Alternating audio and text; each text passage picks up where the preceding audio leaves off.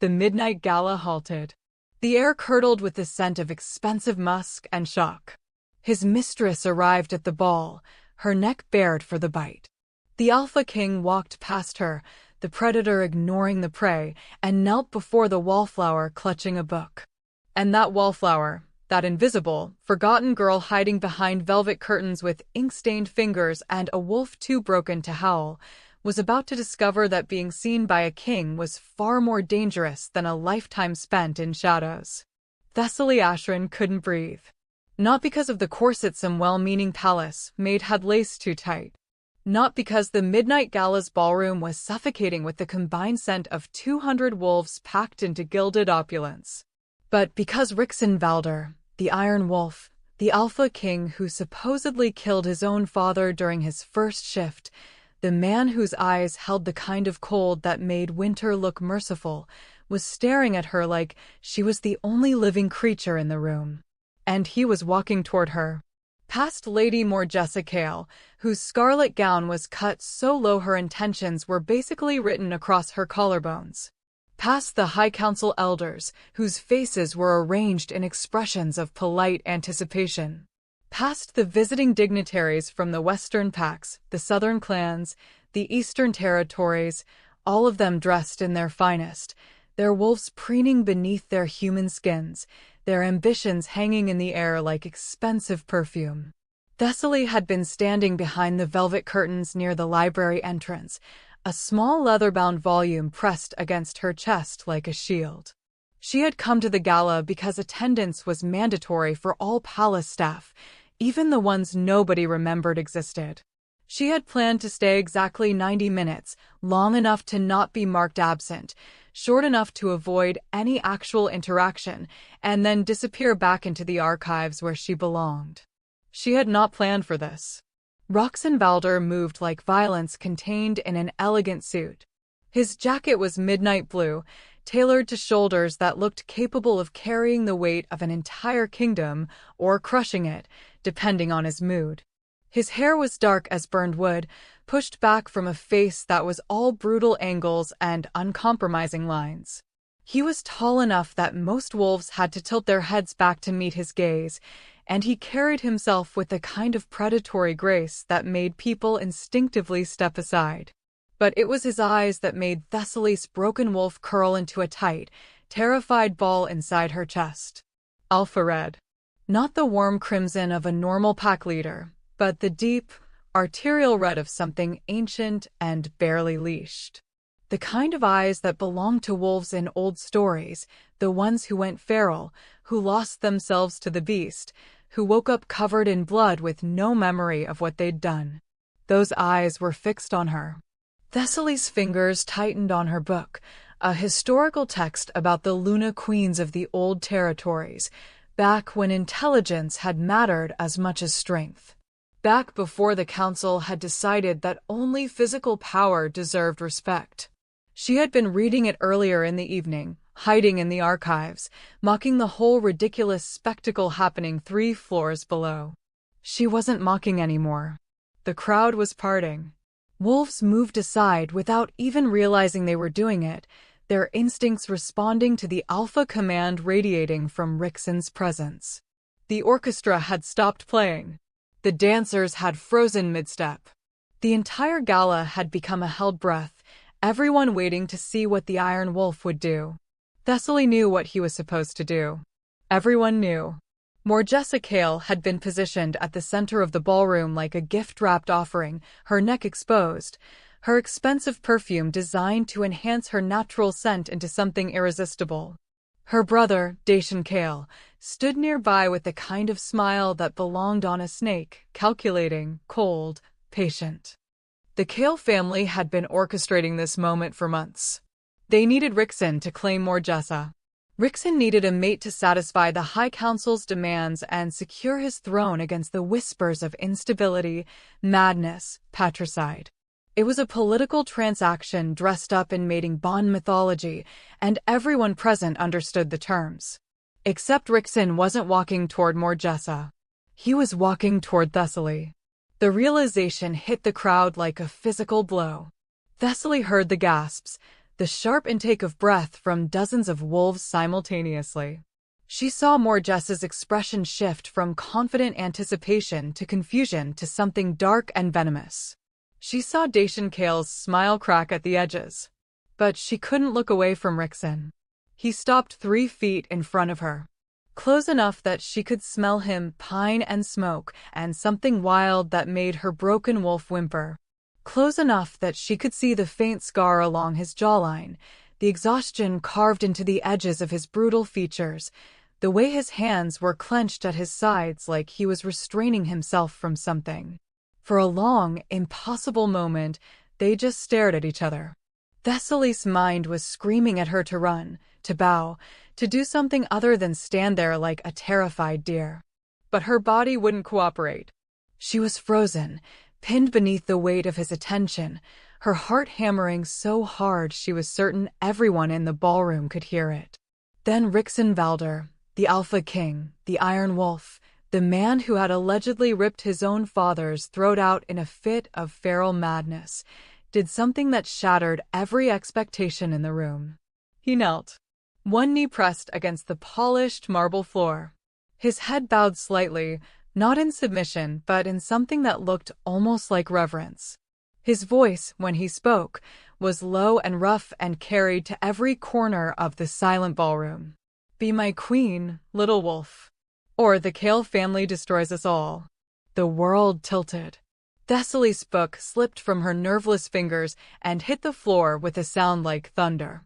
Her wolf, that pitiful broken creature that barely deserved the name, suddenly surged against her ribs, not in fear, but in recognition. A recognition that made no sense, that shouldn't have been possible, because Thessaly Ashran was nobody. She was the mute wolf, the archivist who couldn't shift without screaming, the Omega who survived by being invisible. And yet, the Alpha King was kneeling before her, offering her a crown, or a noose. Thessaly wasn't sure there was a difference. Behind Rixon, the ballroom erupted. Voices rose in shock, outrage, confusion. The High Council elders were on their feet, their faces mottled with anger.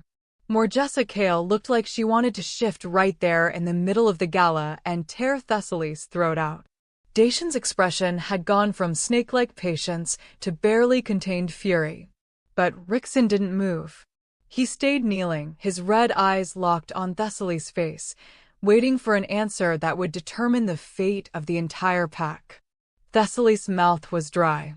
Her thoughts were a chaotic mess of terror and confusion and a strange, traitorous flicker of something that might have been hope. She had spent her entire life being overlooked, dismissed, categorized as worthless because her wolf was weak. She had learned to find power in books instead of claws, in knowledge instead of strength. And now the most powerful wolf in the kingdom was kneeling before her, acknowledging her existence in the most public, irreversible way possible. It was a trap. It had to be a trap. Men like Rixon Valder didn't kneel for women like her unless they wanted something. Unless they needed something. And whatever he needed was dangerous enough that he was willing to humiliate Morjessa Kale and defy the High Council to get it. Thessaly should have said no. Should have backed away, returned to her archives, let the political machinery of the pack grind forward without her. But when she opened her mouth, what came out was, "Why me?" Rixon's expression didn't change, but something flickered in those red eyes. Something that might have been respect, or calculation, or desperation. "Because," he said quietly, his voice pitched for her ears alone despite the ballroom full of witnesses, "you're the only one in this room who isn't trying to use me. And I need someone I can trust not to kill me in my sleep." It was the most honest thing Thessaly had heard in years. And it was absolutely terrifying. Before she could respond, before she could process what was happening, Rixon reached out and took her hand. His palm was calloused, warm despite his reputation for coldness. The touch sent an electric shock up her arm, made her broken wolf surge again with that impossible recognition.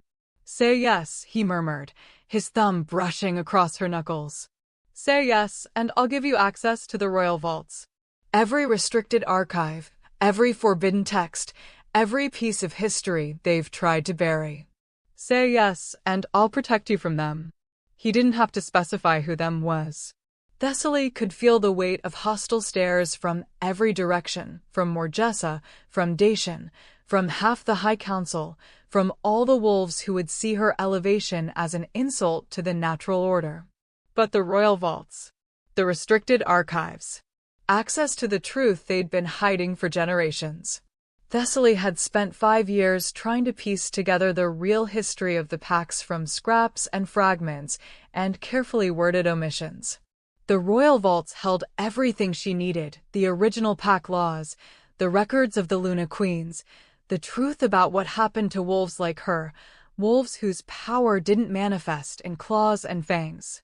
It was bribery, manipulation, a calculated offer designed to exploit her one weakness. And it was working. Thessaly looked at Rixenvalder's scarred, brutal face and saw something she hadn't expected: exhaustion.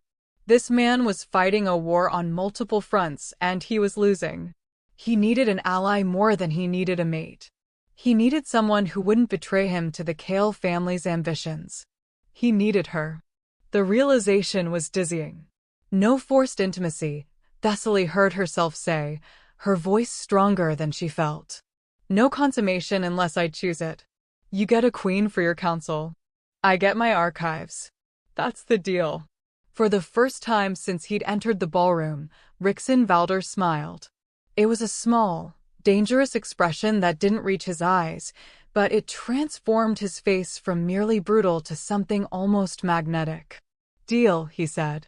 Then he stood, still holding her hand, and turned to face the ballroom full of shocked, outraged witnesses. The Iron Wolf has chosen, he announced, his voice carrying the weight of absolute authority. Thessaly Ashran is my mate. My queen. Anyone who challenges this challenges me. It was a declaration of war. And Thessaly, the invisible Wallflower who had never been chosen for anything, suddenly found herself standing at the center of a storm that would either elevate her to a throne or tear her apart. The midnight gala shattered into chaos. Wolves were shouting, arguing, demanding explanations. The High Council was in emergency session before they'd even left the ballroom. Morgessa Kale had to be physically restrained by her own guards, her wolf pushing so close to the surface her eyes flashed amber. But Rixen didn't let go of Thessaly's hand. He pulled her through the crowd, his presence clearing a path, his grip firm but not painful. They moved through hallways she'd only seen from a distance, past guards who snapped to attention despite their obvious confusion, up staircases lined with portraits of previous Alpha Kings, all of them looking down with painted disapproval. Thessaly's mind was spinning. What had she just agreed to? What had she just done? She had just accepted a proposal from a man rumored to be mad. A man who might have killed his own father. A man whose eyes held the kind of red that meant his wolf was too close to the surface, too close to feral. She had just agreed to become queen of a pack that would rather see her dead. And somewhere in the archives she was about to access, Thessaly was certain she would find the truth that would either save them both or condemn them. If you found yourself standing in that ballroom, watching the Alpha King kneel before the forgotten girl with ink on her fingers, would you have seen a romance beginning or a catastrophe waiting to happen? Would you have bet on the Wallflower or written her obituary? Because in the royal pack, being seen was the most dangerous thing that could happen to a wolf who had survived by staying invisible. And Thessaly Ashran had just become the most visible woman in the kingdom.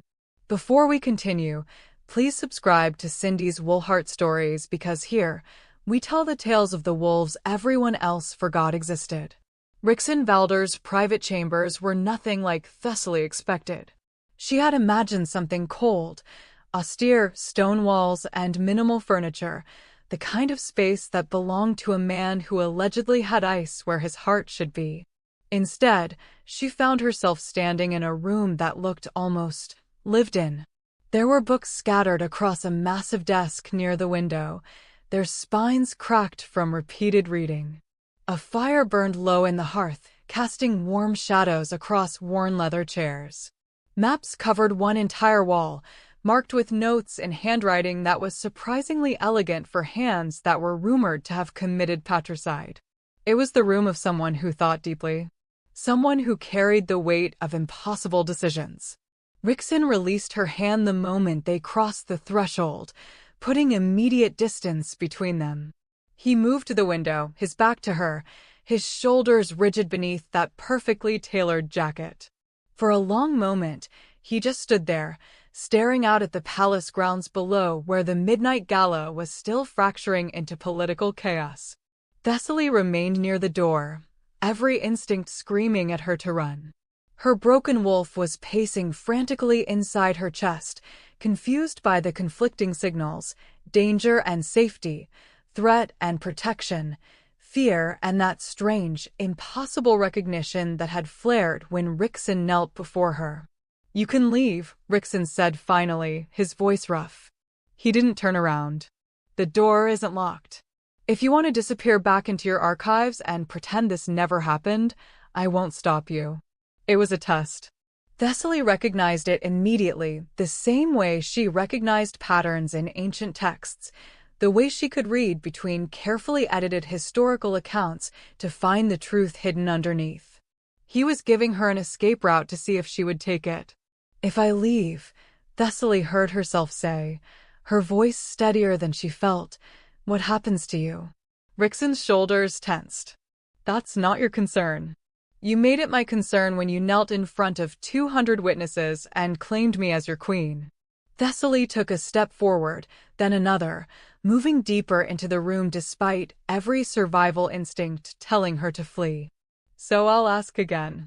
If I leave, what happens to you?" The silence stretched between them like a physical thing. Outside, Thessaly could hear distant shouting, the gala's aftermath spreading through the palace like wildfire. Somewhere, Morgessa Kale was probably plotting murder. Dacian Kale was probably calculating his next move. The High Council was probably drafting formal objections to a mating that made no political sense.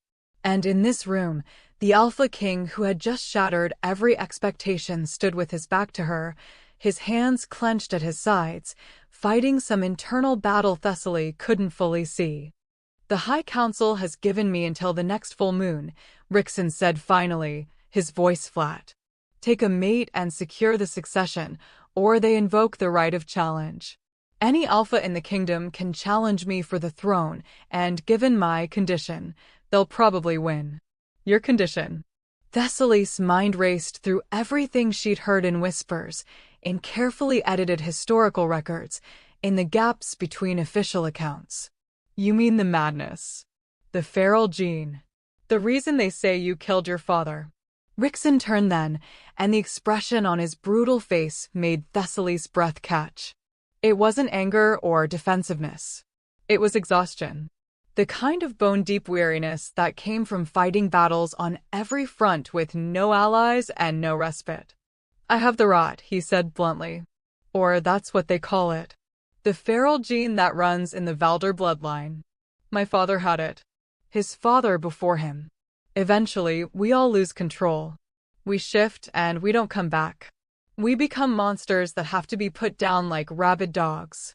He said it with such clinical detachment, but Thessaly could see the truth underneath, the fear, the self-loathing, the certainty that he was living on borrowed time. "And you think you killed your father during one of these episodes?" "I don't think. I know." Rixon's jaw tightened. "I woke up covered in his blood. My wolf had been in control for 3 days. I don't remember any of it. But the evidence was clear." Thessaly's analytical mind was already picking apart the story, finding the holes, the inconsistencies. "What evidence?" Rixon looked at her sharply. "What? You said the evidence was clear. What evidence?" Thessaly moved closer, her fear temporarily overridden by intellectual curiosity. "Because if you were in wolf form for 3 days and killed the previous Alpha King, there would have been witnesses. There would have been a blood trail. There would have been." "There were witnesses," Rixon interrupted, but his voice held a note of uncertainty. "The guards found me in my father's chambers. His throat had been torn out. I was covered in his blood. In your chambers or his chambers? His. And you shifted where? When? Rixon stared at her like he was seeing her for the first time. What are you doing? Asking questions that apparently nobody else bothered to ask. Thessaly's mind was racing now, connecting fragments of information, historical patterns, political motivations. The feral gene doesn't work like that. I've read the medical texts in the archives, the ones they don't want people to see. When a wolf goes feral, they don't black out for days and wake up suddenly human. The transformation is gradual.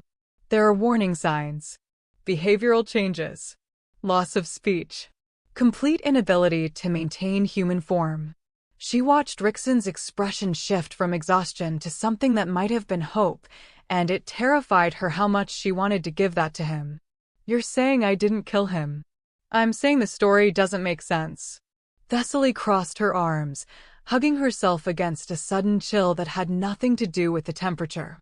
And I'm saying that someone who wanted you to believe you killed him would benefit enormously from your guilt and self-doubt. The words hung in the air between them like an accusation. Rixon moved toward her with that predatory grace that made her broken wolf whimper, but he stopped a careful distance away, close enough to talk quietly, far enough to not crowd her. His red eyes searched her face like he was looking for deception and finding only brutal honesty. Why are you helping me? His voice was low, almost vulnerable. You don't know me. For all you know, I am a monster. I could lose control right now and tear your throat out. Could you? Thessaly met his gaze directly, refusing to look away despite the alpha dominance radiating from him. Because you've had multiple opportunities tonight. You could have hurt me in the ballroom. You could have forced me here. You could have claimed your mating rights the moment we crossed that threshold. But you didn't. You gave me an escape route instead. She took a breath, forcing herself to articulate the truth she'd recognized the moment he knelt before her. Monsters don't give their prey a chance to run, Rixon. Monsters don't offer deals. Monsters don't look exhausted from the weight of trying to protect people who think they're dangerous. Thessaly's voice softened slightly. You're not the monster they want you to believe you are. You're just a man who's been carrying an impossible burden alone for too long. Something in Rixon's expression cracked.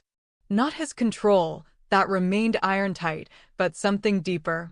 Some wall he'd built around himself to survive the isolation, the fear, the certainty that he was doomed. You can't possibly know that, he said, but his voice was rough with something that might have been hope. No, Thessaly admitted. I can't. But I know lies when I see them. I've spent 5 years reading carefully edited histories, official accounts that leave out inconvenient truths, records that have been altered to serve political purposes. And your story, the one you've been told about yourself, has all the markers of a carefully constructed narrative designed to control you. She watched him process that, watched the analytical mind behind those brutal features start to question the guilt he'd been carrying like armor. The Kale family, Rixon said slowly. They were the ones who found me. Dacian Kale was captain of the guard back then. He's the one who told me what happened. And Dacian Kale is the same man who positioned his sister at the center of tonight's gala, expecting you to claim her. Thessaly's voice was gentle but relentless. The same man who would benefit enormously from having his sister as queen. The same man who probably didn't expect you to choose a nobody archivist instead. The implications settled over them like heavy snow. If Rixon hadn't killed his father. If the story had been fabricated. If the Kale family had been manipulating him for years, using his guilt to control him, waiting for the perfect moment to complete their coup. Then tonight's public claiming of Thessaly had just destroyed years of careful planning. Which meant the Kale family was going to come for them both. You need to leave, Rixon said suddenly, moving toward the door with that terrifying speed. Right now. Olive Guards escort you to the Southern Territories. I'll give you money, protection, whatever you need to disappear before. No. Thessaly's voice was quiet, but absolute. Rixon froze, turning to stare at her with those red eyes that were equal parts shocked and furious. What? No. I'm not leaving. Thessaly straightened her spine, channeling every ounce of stubbornness she developed from a lifetime of being dismissed. We made a deal. You need a queen to secure your throne. I need access to the royal vaults.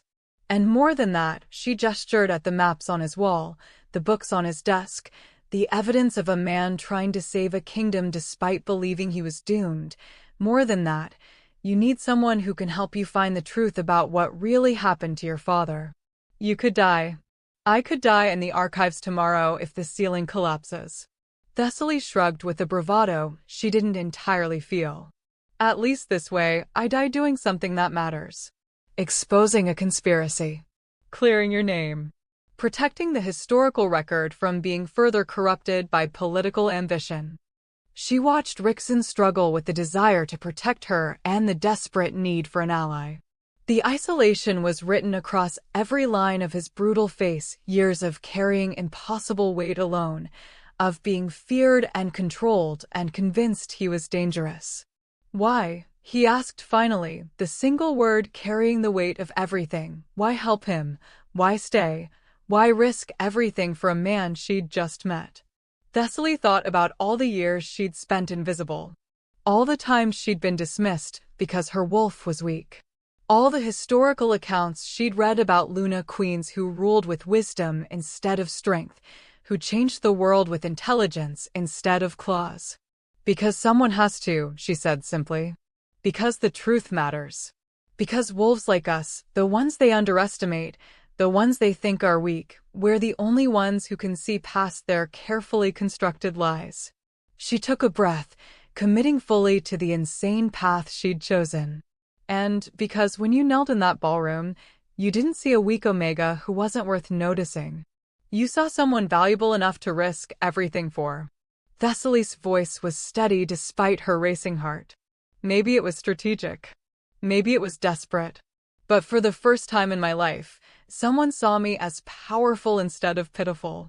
The truth settled between them like a spark catching kindling. Rickson moved toward her again, but this time there was something different in his expression. Not dominance or calculation, but recognition. The same recognition her wolf had felt when he knelt, the sense that they were two broken pieces that somehow fit together into something stronger. You understand this is going to be dangerous, he said quietly. The Kale family won't let this stand. The High Council will fight the mating. Half the pack will see you as an insult to their traditions. And if I really do have the rot, if I really am going feral, being near me could get you killed. Then we'd better work fast to prove you're not going feral and expose whoever actually killed your father.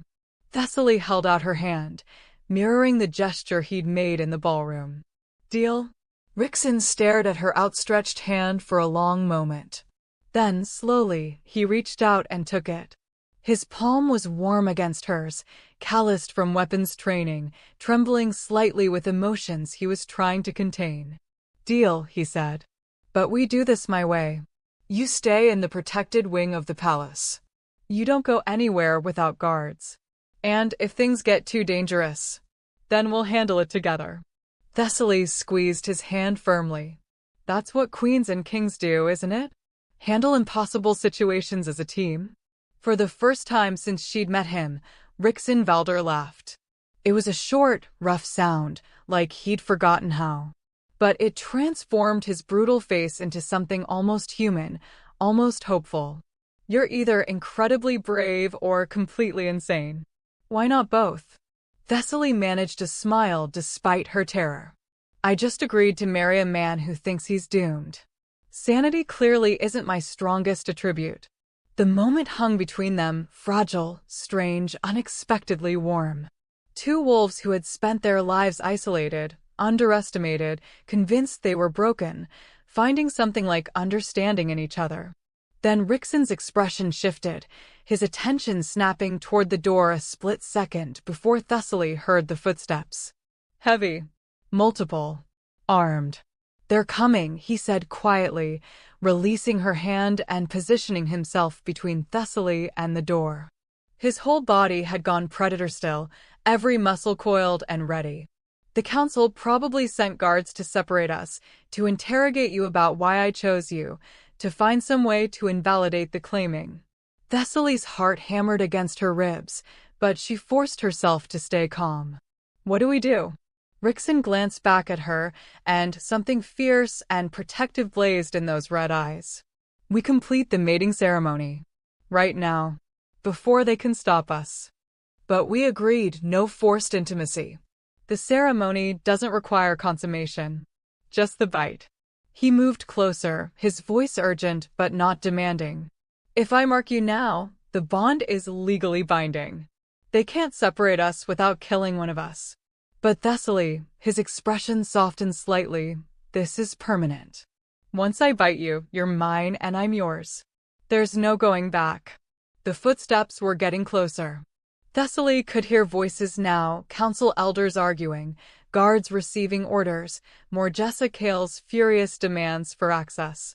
She had seconds to decide. Accept a permanent bond with a man she barely knew, a man who believed he was going feral, a man who was at the center of a conspiracy that could get them both killed. Or let them take her away, interrogate her, probably find some way to exile or eliminate her for the crime of being chosen by the Alpha King. Thessaly looked at Rixon Valder's scarred, brutal face and saw something she hadn't expected to find in the royal pack: honesty. He wasn't hiding what he was or what the risks were. He was offering her a choice, even now, even with guards approaching and his entire throne at stake. Do it, she said, tilting her head to expose her throat in the traditional gesture of trust. Mark me. The relief that flashed across Rixon's face was answer enough. He closed the distance between them in a heartbeat, one hand cradling the back of her head, the other gripping her waist to steady her.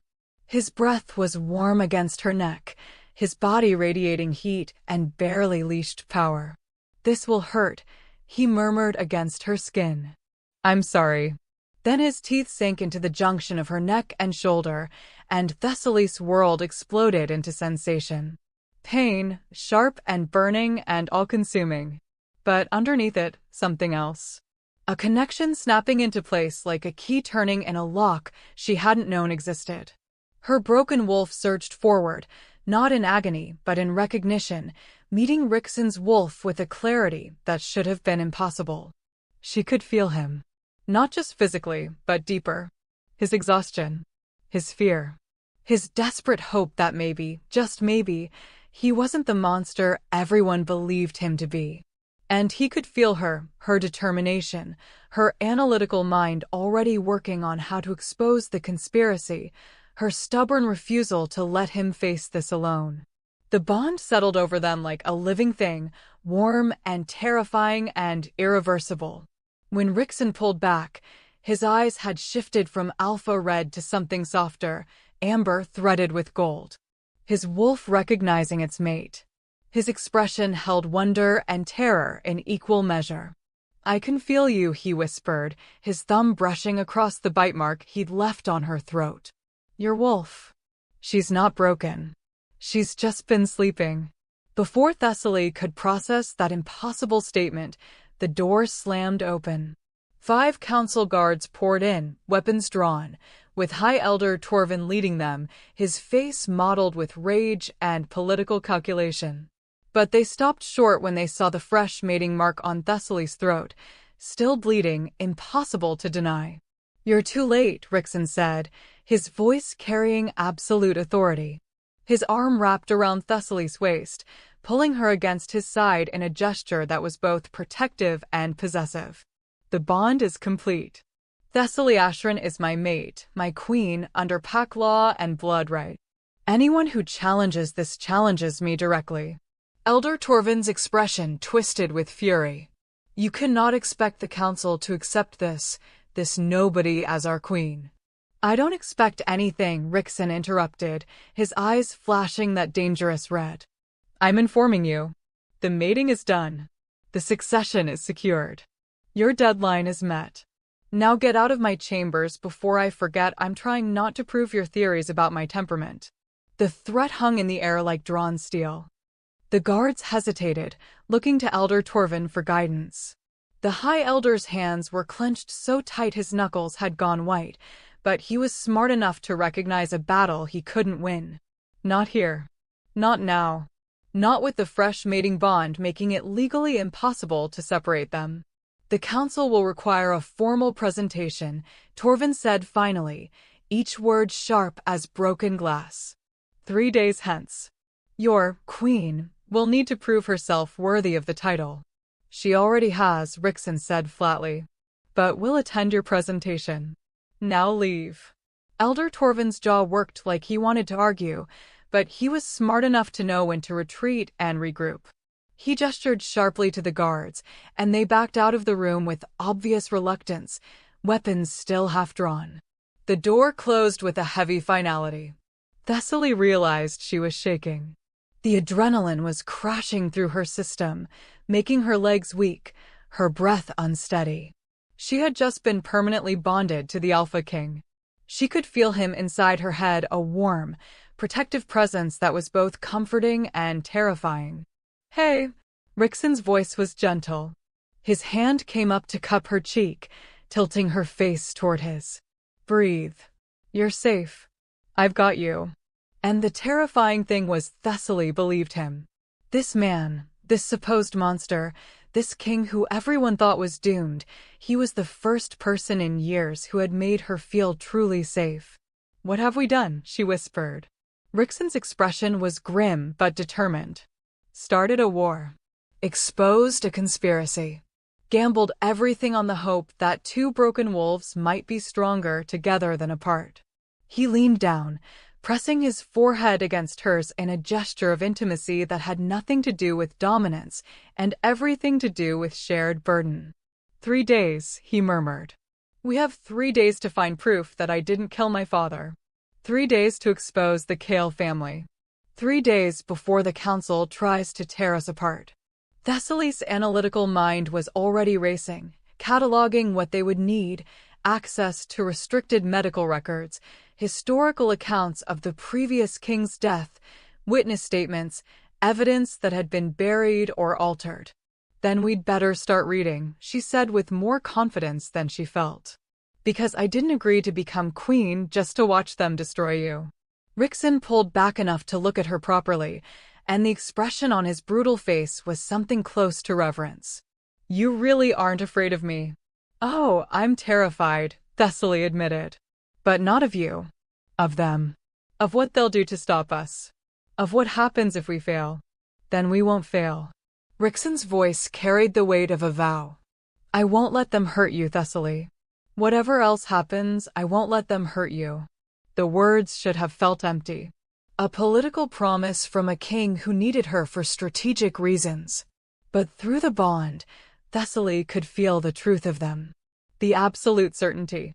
The protective fury of a wolf who had just claimed his mate and would burn the world before letting anyone take her. It was terrifying and comforting in equal measure.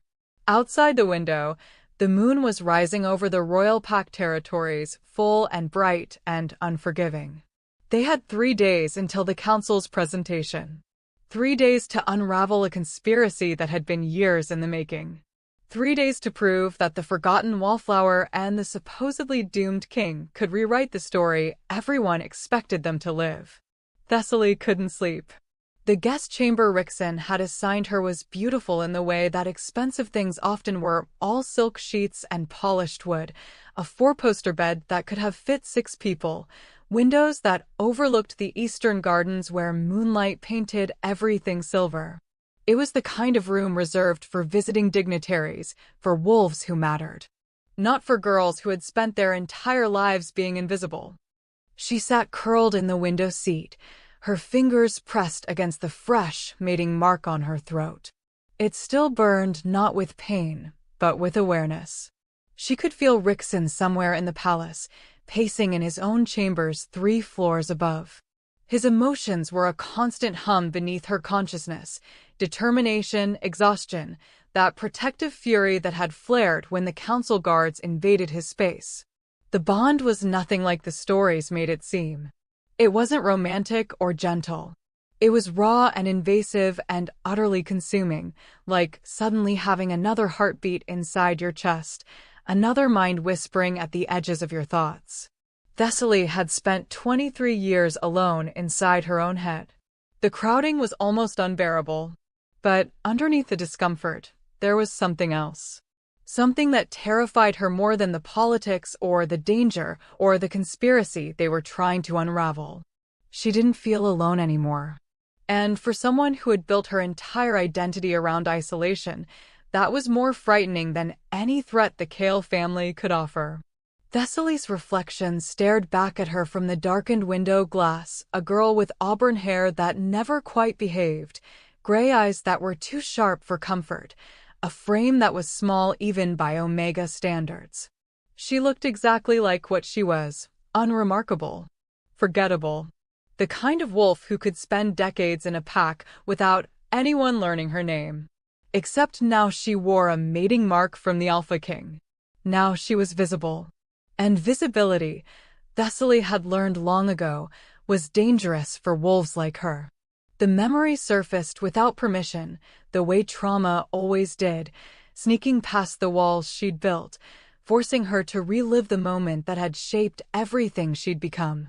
She was 8 years old, standing in the central square of the Ashran Pack territories. It was her first shift ceremony, the ritual where young wolves proved they could control their transformation, where families celebrated their children joining the pack properly. Thessaly's parents had been so proud. Her father, a beta enforcer with a strong wolf and a gentle heart. Her mother, an Omega healer whose knowledge of herbs and medicines made her valuable despite her rank. They had dressed Thessaly in ceremonial clothes, braided flowers into her hair, told her it didn't matter that her wolf felt smaller than the other children's. Size wasn't everything. Control mattered more. They were wrong. The shift had started normally enough.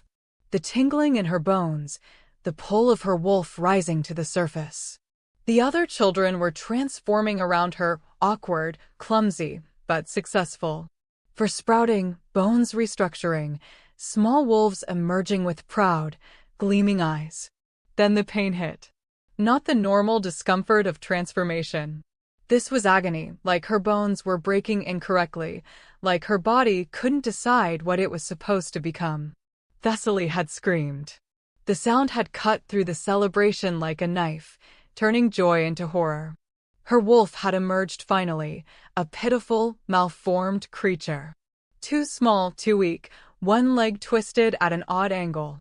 It had collapsed immediately, whimpering in pain that Thessaly could feel echoing through her entire consciousness. The pack elder, a woman named Morrigan who believed strength was the only virtue worth cultivating, had taken one look at Thessaly's wolf and pronounced judgment. Defective. The bloodline is corrupted. This child will never be a proper wolf. Thessaly remembered her mother's sob. Her father's desperate protests.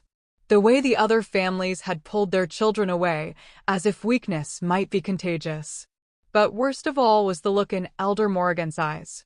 Not cruelty, but dismissal. The kind of cold calculation that saw a broken tool and decided it wasn't worth fixing. The child can stay, Morrigan had said finally. But she will never hold rank. Never mate. Never contribute to the pack's strength.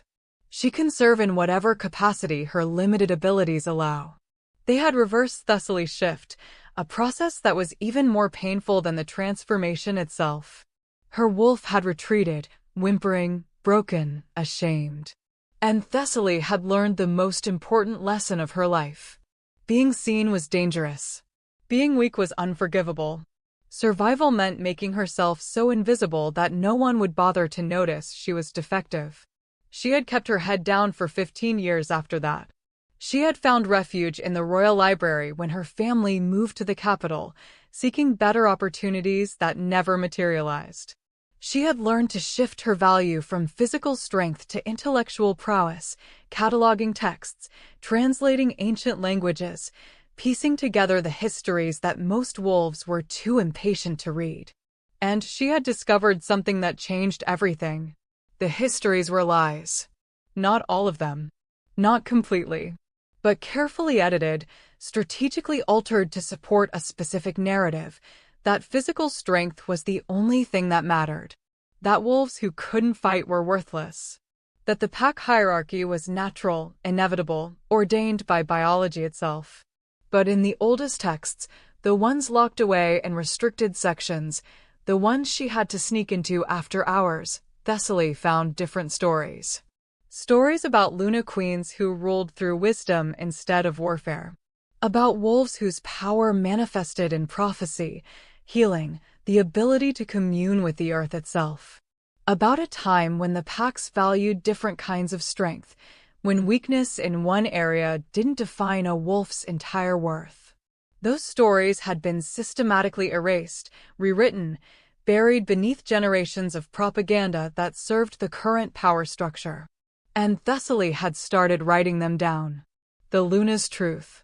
Anonymous pamphlets that circulated through the lower ranks of the pack, distributed by omegas and servants who moved through the palace unseen. Each pamphlet contained a piece of forgotten history, a challenge to the official narrative, a question that made wolves think twice about the hierarchies they accepted without examination. She had been so careful, had used a dozen different scribes to copy her words, had never signed her name, never claimed credit, never given anyone a reason to connect the rebellious pamphlets to the quiet archivist who shelved books and avoided attention. But Rixin had figured it out. Thessaly didn't know how yet. Maybe it was her handwriting on the archive logs. Maybe it was the way she'd argued with Elder Torvin about historical accuracy during that one council meeting she'd been forced to attend. Maybe it was something in the bond itself, some instinct that recognized the mind behind the words. It didn't matter. He knew. And instead of punishing her, instead of turning her over to the council for sedition, he had knelt before her in front of the entire pack and claimed her as his queen. Either he was using her for some political purpose she hadn't identified yet, or he genuinely valued the same things she did: truth, justice, the belief that strength came in forms the current establishment refused to acknowledge. Through the bond, she felt Rixin's presence shift. He had stopped pacing. His attention was focused on something: reading, maybe, or studying those maps that covered his walls. Thessaly wondered what he saw when he looked at her. Did he see a strategic asset? A convenient pawn who could be sacrificed if necessary? Or did he see what she desperately hoped he saw, someone who could stand beside him as an equal, whose value didn't depend on the strength of her wolf? The question terrified her because she already knew the answer. She had spent 1 hour with Rixin Valder, and she already trusted him more than she'd trusted anyone since her parents died 5 years ago in a border skirmish that the official reports claimed was accidental, but Thessaly's research suggested was anything but. That kind of trust was dangerous. It made you vulnerable. It made you care about someone other than yourself, which meant they could be used against you. But the alternative, spending her entire life alone, trusting no one, surviving but never actually living, felt more unbearable than the risk. Thessaly's fingers traced the mating mark again, feeling the raised edges where Rixin's teeth had broken skin. The bite had been carefully placed, deep enough to be permanent, shallow enough to not cause lasting damage. Even in that moment of urgency, with guards approaching and political disaster looming, he had been controlled. Precise. Thinking about her well-being even while binding her to him forever. It should have felt like a violation. In some ways, it did. The bond was invasive, overwhelming, impossible to ignore. But it also felt like recognition. Like her wolf, broken and small and supposedly worthless, had found something it had been searching for without knowing it existed. The thought was interrupted by a soft knock at her door. Thessaly's heart jumped. Through the bond, she could feel Rixin's concern spike. He had heard the knock too, was already moving toward his door to investigate. The connection was so new, so raw, that his protective instinct flooded through her like a physical sensation. "It's all right," she murmured, not sure if she was talking to herself or to him. "I'm fine." She crossed to the door, her bare feet silent on the plush carpet. Protocol said she should ask who it was before opening. Common sense said she should call for guards. But through the door, She could smell something familiar: old paper, lavender soap, the particular scent of someone who spent their days in the archives. Thessaly opened the door to find Mira Thorne standing in the hallway, her arms full of books, her expression equal parts concerned and terrified. Mira was the only person in the Royal Library who had ever bothered to learn Thessaly's name. She was older, maybe 40, with gray threading through her dark hair and the kind of quiet competence that came from decades of being overlooked. She worked in the cataloging department, cross-referencing texts, maintaining the organizational systems that kept thousands of volumes accessible. She was also one of Thessaly's distributors, one of the invisible wolves who helped spread the Luna's Truth pamphlets through the palace. "I shouldn't be here," Mira whispered, glancing nervously down the hallway. "But I needed to see you, to make sure you're all right. The entire palace is talking about what happened at the gala."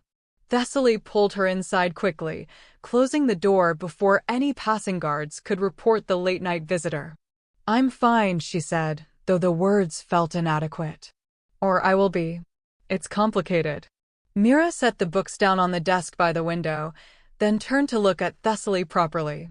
Her eyes went immediately to the mating mark on Thessaly's throat, and her expression shifted through a dozen emotions: shock, concern, something that might have been grief. "He forced you," Mira said flatly. "The Alpha King needed a political mate, and you were convenient, so he—" "No." Thessaly's voice was firm. "It wasn't like that. I mean, it was strategic, but I agreed. We made a deal." She watched Mira process that, saw the older woman's analytical mind working through the implications. "What kind of deal?" Thessaly hesitated. The truth was dangerous, not just for her, but for anyone who knew it. If the Kale family discovered that Rixon was investigating his father's death, that Thessaly was helping him, that they suspected a conspiracy. But Mira had risked everything to distribute the Luna's Truth pamphlets. She had spent years quietly undermining the official narratives, helping Thessaly spread information that could have gotten them both executed for sedition. If Thessaly couldn't trust her, she couldn't trust anyone. "Rixon didn't kill his father," Thessaly said quietly. "And we're going to prove it." The words hung in the air like a thrown gauntlet. Mira went very still. Her scent shifted from concern to something sharper: fear mixed with vindication, like she'd been waiting years for someone to finally say this out loud. "You're certain?" "No. But I'm certain the official story doesn't add up." Thessaly moved to the books Mira had brought, recognizing several titles from the restricted archives. "And I'm certain that whoever did kill the previous Alpha King has been using Rixon's guilt to control him. To keep him isolated, paranoid, convinced he's dangerous. To make him vulnerable to political manipulation." "The Kale family." Myra's voice was grim. "Dacian Kale was captain of the guard when the old king died. He's the one who found Rixon, who constructed the narrative about the feral attack. And his sister Morgessa was positioned to be Rixon's mate until he chose me instead." Thessaly opened one of the books, a medical text about feral transformations. "Which means we just became targets for a conspiracy that's been years in the making." Mira was quiet for a long moment, her expression distant. Then she reached into her pocket and pulled out a small, leather-bound journal, old, worn, the kind of thing that had been handled thousands of times. "Your mother gave me this," she said quietly, "right before she died. She made me promise to give it to you when you were ready. I wasn't sure when that would be, but—" She gestured at the mating mark, the expensive room, the evidence of Thessaly's sudden elevation. "I think that time is now." Thessaly's hands shook as she took the journal. Her mother's journal. She hadn't known it existed. "What's in it?" "The truth about your wolf." Myra's voice was gentle but unflinching. "Your mother was a healer, Thessaly. She understood things about pack genetics that most wolves don't bother to learn. And she knew what happened to you during your first shift wasn't a defect. It was something else entirely." The room seemed to tilt. Thessaly clutched the journal to her chest, afraid to open it, afraid of what she might find. "What do you mean something else?" Mira moved to the window, keeping watch while she spoke.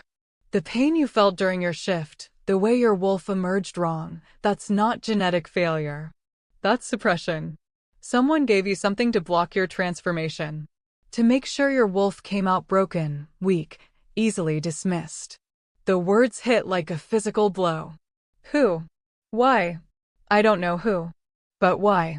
Mira turned back to face her, and her expression was fierce. Because your mother was descended from the Luna Queens. The actual bloodline, not the symbolic title. And if you had transformed properly, if your wolf had emerged with its full power, you would have been a threat to everyone who benefits from the current hierarchy. Thessaly couldn't breathe. The information was too much, too impossible. She was nobody. She was the broken Omega with a weak wolf. She was the girl who had learned to survive by being invisible. She couldn't be descended from the Luna Queens. Except it explained why Elder Morrigan had looked at her 8-year-old self with such cold calculation. Why the judgment had been so harsh, so immediate. Why Thessaly had been allowed to stay in the pack, but systematically excluded from anything that might give her status or power. Not because she was worthless. Because she was dangerous. Read the journal, Mira said gently. Your mother documented everything, her research, her suspicions, the names of wolves who she thought might be involved in the conspiracy. She was trying to protect you by keeping it hidden, but she knew someday you'd need to know the truth. Thessaly's vision blurred with tears she refused to let fall. Her mother had known. Had spent years researching, documenting, trying to understand what had been done to her daughter. And then she had died in a border skirmish that maybe wasn't an accident after all. They killed her, Thessaly whispered. Because she was getting too close to exposing them. I think so. I can't prove it. But the timing was too convenient. Myra's voice was heavy with old grief. She made me promise to keep you safe. To let you live your quiet life in the archives until you were strong enough to fight back. I didn't want to drag you into this, Thessaly. But the Alpha King did that for me. And now that you're visible, now that you're his mate and his queen, there's no hiding anymore. Through the bond, Thessaly felt Rixon's concerns spike again. He could sense her distress, her emotional turmoil. She could feel him wanting to come to her, to protect her, to fix whatever was causing her pain. But some things couldn't be fixed. Some truths could only be endured. The council presentation, Thessaly said, her voice steadier than she felt. 3 days from now. They're going to test me, aren't they? To prove I'm unworthy of being queen. Almost certainly. Myra's expression was grim. They'll want you to shift. To demonstrate your wolf in front of the entire pack. And when you transform into something weak and broken, they'll use it as evidence that Rixon made a mistake. That the mating should be annulled. That you're not fit to stand beside an Alpha King. It was exactly the kind of trap Thessaly would have designed herself. Public humiliation disguised as protocol. A demonstration that would expose her greatest weakness to everyone who mattered. Except now she had information she hadn't had before. Now she knew her wolf wasn't naturally broken, it had been sabotaged. Which meant maybe, possibly, if she could figure out what had been done to her. I need to see the restricted medical archives, Thessaly said, her analytical mind already working through the problem. Everything about genetic suppressants, transformation blockers, anything that could have caused my wolf to manifest incorrectly. If I can identify what they gave me, maybe I can reverse it. You have 3 days. Then I'd better work fast. Thessaly opened her mother's journal with trembling hands. The first page was dated 23 years ago, right after Thessaly was born. The handwriting was achingly familiar, full of the same careful precision her mother had brought to everything. My daughter has a gift. I can feel it in the way she responds to the earth, to the growing things, to the old magic that most wolves have forgotten. They will fear her for it. They will try to break her. I will do everything I can to keep her safe until she's strong enough to protect herself. The words blurred as tears finally spilled over. Thessaly had spent 15 years believing she was defective, worthless, a burden her parents had loved despite her inadequacy. But her mother had known, had seen something in her infant daughter that was valuable enough to kill for, dangerous enough to suppress, powerful enough that an entire conspiracy had been built to keep it hidden. What was my gift? Thessaly asked, her voice breaking. What did they see in me that was so threatening? Mira moved closer, her expression gentle but unflinching. Your mother believed you were an earth singer. One of the old bloodlines that could commune with the land itself, that could draw power from the forests and mountains instead of just from their wolf. It's a gift that hasn't manifested in generations, probably because anyone who showed signs of it was quietly eliminated or suppressed. Earth singer. The term was familiar from Thessaly's research, scattered references in the oldest texts, stories about Luna queens who could make crops grow with a touch, who could heal land that had been poisoned, who could feel the health of the entire territory through their connection to the earth. Stories that had been systematically erased from official histories. If that's true, Thessaly said slowly, then Rixen choosing me wasn't just strategic. It was fate, Mira finished quietly. The Iron Wolf and the Earth Singer. The king who's been made to believe he destroys everything he touches, and the queen who can heal what's broken. It's the kind of pairing the old stories were built on. The words should have sounded ridiculous. Melodramatic. Like something out of the fairy tales Thessaly had catalogued and dismissed as fiction. But through the bond, she could feel Rixen's presence, steady, protective, touched with a darkness that came from years of isolation and guilt.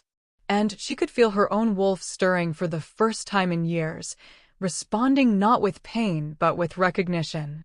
Maybe they were broken. Maybe they had both been systematically destroyed by a conspiracy designed to keep them weak. But broken things could be repaired. And two shattered pieces might fit together into something stronger than either had been alone. Help me, Thessaly said to Mira, her voice steady now, determined. Help me access the restricted archives. Help me understand what was done to me and how to reverse it. Because in 3 days, the council is going to expect me to prove I'm worthy of being queen. She touched the mating mark on her throat, feeling Rixen's presence pulse through the bond. And I'm not going to give them the broken wolf they're expecting. I'm going to give them something they've spent generations trying to suppress. Myra's expression shifted from concern to something fierce and proud. Your mother would be proud of you. My mother is dead because she tried to protect me. Thessaly's voice was hard. So I'm going to finish what she started. I'm going to expose every lie, every conspiracy, every wolf who participated in suppressing the old bloodlines. And I'm going to do it standing beside a king who everyone thinks is doomed. She opened her mother's journal properly, ready to read the secrets that had been kept from her for 23 years. Because the Luna's truth isn't just about pamphlets anymore. It's about reclaiming what was stolen from us. And making sure no other wolf has to grow up believing they're defective just because their power doesn't look like everyone else's. Through the bond, Thessaly felt Rixen's fierce approval. He didn't know the details of her revelation yet, but he could feel her determination, her shift from victim to warrior. And somewhere in his chambers 3 floors above, the Alpha King smiled for the second time that night. His Wallflower Queen was about to bloom into something magnificent. And the wolves who had tried to suppress her were going to learn what happened when you underestimated a woman who had spent her entire life being invisible. The royal vaults smelled like centuries. Old paper and dried ink, leather bindings cracked with age, the faint metallic tang of ancient blood oaths sealed into parchment.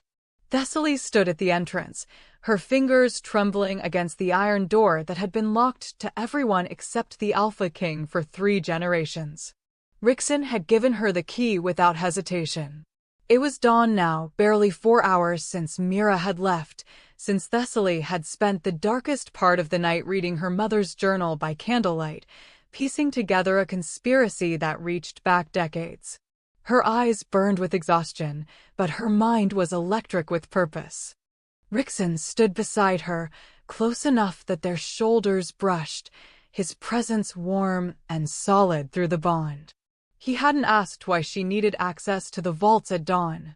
hadn't questioned the urgency that had pulled her from her chambers before the sun rose. He had simply appeared at her door with the key and expression that said he would stand between her and anything that tried to stop her. "The air quality is poor," he said quietly, his voice rough from lack of sleep. "Some of the older texts are sealed in preservation chambers, but the main archive hasn't been properly ventilated in years. If you feel lightheaded, I'll be fine." Thessaly turned the key, felt the ancient lock mechanism resist, then give way with a sound like breaking bones. "I've worked in worse conditions." The door swung open on hinges that screamed with disuse. Beyond was darkness, the kind of thick, oppressive shadow that came from spaces that had been sealed away from light for generations. Rickson pulled a torch from the wall sconce, the flame casting wild shadows across walls lined with shelves that disappeared into blackness. Thessaly stepped inside, and her wolf stirred. Not with pain or fear, but with recognition. Like coming home to a place she'd never been. The sensation was so strong it made her stumble, and Rickson's hand was immediately at her elbow, steadying her. "Thessaly, I'm all right." But she wasn't. Her broken wolf was pushing against her consciousness with unusual strength, drawn to something in this space. Something that called to the part of her that had been suppressed for 23 years. "There's something here. Something old." Rickson's expression sharpened. Through the bond, she felt his protective instincts war with his curiosity. "What do you mean?" "I don't know yet." Thessaly moved deeper into the vaults, following an instinct she didn't fully understand. The torchlight revealed row after row of shelves, each one packed with texts in various states of decay. Some were bound in leather, others in materials Thessaly didn't recognize. There were scrolls sealed in metal tubes, tablets carved with symbols that predated written language, even what looked like bones etched with ceremonial markings. This wasn't just an archive. It was a tomb for knowledge that someone had decided was too dangerous to destroy but too threatening to share. "My father used to come down here," Rickson said quietly. His voice echoed strangely in the enclosed space. "When I was young, before the madness took him, he would disappear for hours, reading things he never talked about. I asked him once what he was looking for. What did he say?" "He said he was trying to understand what we'd lost." Rickson's jaw tightened. "I didn't know what he meant. I thought he was talking about territory or political power or the strength we'd had in previous generations. But now, he was talking about the Luna Queens." Thessaly ran her fingers along the spines of the nearest books, reading titles that confirmed her suspicions. "Chronicles of the Earth Singers," "The Bloodline Accords," "The Suppression Wars," a title that made her blood run cold because it wasn't in any of the official histories. He was researching the old bloodlines, the gifts that were systematically eliminated. She could feel Rickson processing that through the bond, the shock, the growing realization that his father's so-called madness might have been something else entirely. If he discovered that the council had been suppressing certain bloodlines, Rickson said slowly, if he found evidence of a conspiracy that reached back generations, then he was a threat. Thessaly pulled one of the books from the shelf, The Bloodline Accords. The leather binding was soft with age, the pages inside covered in handwriting that had faded to barely legible. "And threats get eliminated, especially if they're threats to the wolves who benefit most from the current power structure." She opened the book, scanning the first page. It was a treaty dated nearly 2 centuries ago, signed by representatives from all the major pact territories. The language was formal, archaic, but the meaning was clear enough. In the interest of stability and unified strength, the assembled alphas do hereby agree to the systematic identification and containment of bloodlines demonstrating non-combative gifts.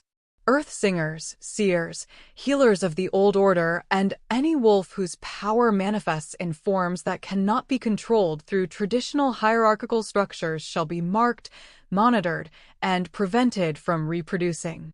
Thessaly's hands shook. This is genocide.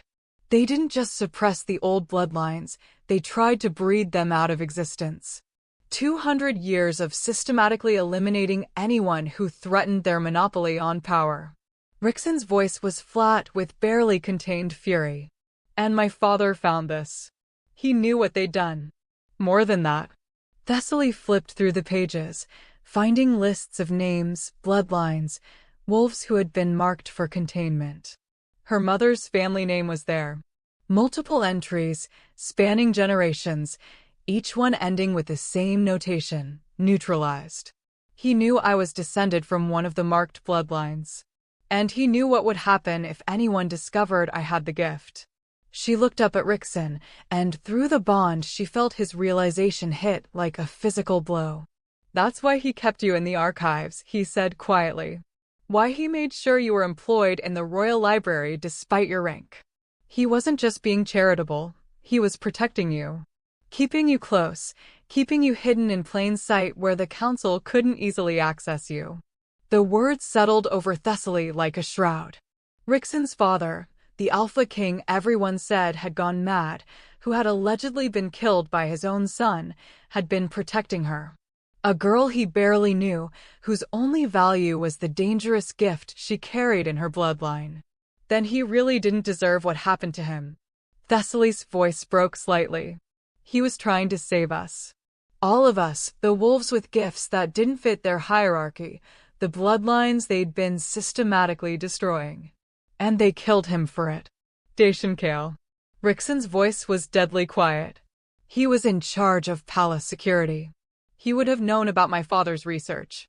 He would have had access to everything. And he would have known that if your father exposed the conspiracy, the entire council power structure would collapse. Thessaly closed the book, her mind already racing ahead. So he framed you. Made it look like you'd gone feral and killed him. Used your guilt about the bloodline madness to keep you controlled, isolated, convinced you were too dangerous to trust yourself. She watched Rixon absorb the truth that he'd spent years believing he was a monster, that he'd carried the weight of patricide, that he'd pushed away anyone who might have helped him, all because of a lie constructed by wolves who needed him weak. The bond flooded with his rage, his grief, his fierce determination to make this right. But underneath it all, Thessaly felt something else. Something that terrified her more than the conspiracy, more than the danger they were in. She felt his absolute faith in her. His certainty that together, they could tear down the lies and expose the truth. His conviction that she was exactly what he needed, not despite her supposedly broken wolf, but because of the power they'd tried so hard to suppress. We need more than this book, Rixon said finally, his voice steady despite the emotions roiling beneath. The council will claim it's propaganda, falsified records meant to discredit them. We need proof that the conspiracy is active, current, ongoing. Then we find it. Thessaly moved deeper into the vaults, following that strange pull that her wolf felt. The sensation was getting stronger, a warmth that had nothing to do with the torch, a vibration in the air that made her bones hum with recognition. My mother's journal said there was something hidden here. Something the Luna Queens left behind in case the bloodlines were ever rediscovered. A way to awaken gifts that had been suppressed. A way to reverse what they did to you. Maybe. Thessaly didn't want to hope. Hope was dangerous, could make you careless. But the pull was undeniable now, leading her toward the back of the vaults where the shelves gave way to open space. Or maybe just a way to understand what I was supposed to be before they broke me. The open space revealed itself as they approached, a circular chamber carved directly into the bedrock beneath the palace. The walls were covered in symbols that predated any written language Thessaly recognized. In the center stood a stone altar, and on that altar sat a single object. A crown. But not the kind of crown meant for display or ceremony. This was rough stone and twisted metal, woven through with dried vines that somehow still held a faint green tinge despite centuries of darkness. It looked ancient, powerful, utterly at odds with the polished gold and jewels that the current royal family wore for official functions. Thessaly approached slowly, every instinct screaming that this was important. That this was what her mother had known about, what the conspiracy had been desperate to keep hidden. The crown of the first Luna, Rixen breathed. I thought it was a myth. What do you know about it? Only fragments. Stories my father told me when I was young, before he decided I was too dangerous to trust with real information. Rixen circled the altar, his expression a mixture of reverence and wariness. The first Luna was supposedly the mate of the first Alpha, the wolf who united the pack centuries ago. But she wasn't chosen for her strength in battle. She was chosen because she could speak to the land itself, could make the territories thrive, could heal what had been damaged by war. An Earthsinger. The first of them, according to the legends. And when she died, her power was supposedly sealed into this crown. A gift for future Luna queens who carried the old bloodline. A way to awaken their dormant gifts and restore the balance between strength and wisdom, warfare and healing, destruction and growth. Thessaly stared at the crown, her heart pounding so hard she could feel it in her throat. Through the bond, she felt Rixen's mixture of hope and fear, a hope that this might be the answer they needed, fear of what might happen if it wasn't. The council presentation, Thessaly said slowly, working through the implications. They're going to demand I shift. They're going to expect me to transform into something weak and broken, to prove I'm unworthy of being your mate. Yes, but if I wear this crown, if it actually does what the legends say, then you show them a Luna Queen. Rixen moved to stand beside her, his presence solid and unwavering. You show them exactly what they've spent 200 years trying to suppress. And you prove that their entire power structure is built on a lie. It was dangerous. It was audacious. It was exactly the kind of dramatic gesture that would either change everything or get them both killed. Thessaly reached for the crown. The moment her fingers touched the stone, power surged through her like lightning finding ground. Not painful, not exactly, but overwhelming. Ancient and wild and utterly unlike anything she'd ever felt. Her wolf surged forward with a strength that should have been impossible, and suddenly Thessaly could feel everything. The earth beneath the palace, deep and solid and alive. The roots of trees in the eastern gardens, reaching through soil toward water. The sickness in the western territories where something toxic had been leaching into the groundwater for years. The health of every living thing within the pack lands, from the smallest insect to the most powerful alpha wolf. And underneath it all, the wrongness. The places where the natural balance had been deliberately disrupted. Bloodlines that should have thrived but had been systematically poisoned. Land that should have been fertile but had been drained of life. An entire ecosystem thrown out of balance because the wolves in power cared only about strength, about dominance, about maintaining hierarchies that served their ambitions. Thessaly gasped, pulling her hand back. The crown remained on the altar, but the connection didn't sever completely. She could still feel it humming at the edges of her awareness, waiting, patient. What did you see? Rixen's hands were on her shoulders, steadying her, his presence anchoring her through the bond. Everything. Thessaly's voice was shaking. I saw what I was supposed to be. What all the Earthsingers were supposed to be. The balance to the alpha's strength. The healing to counteract the violence. The wisdom to guide the warfare. She looked up at Rixen, and through the bond she let him feel what she'd experienced, the vastness of it. The power that had been locked away, the gift that an entire conspiracy had been built to suppress. They were right to be afraid, she whispered. If the Earthsingers had survived, if the old bloodlines had been allowed to thrive, the Alphas would have had to share power. They would have had to acknowledge that strength alone isn't enough to rule. That you need wisdom and healing and connection to the land itself. So they eliminated the competition. Rixen's expression was grim.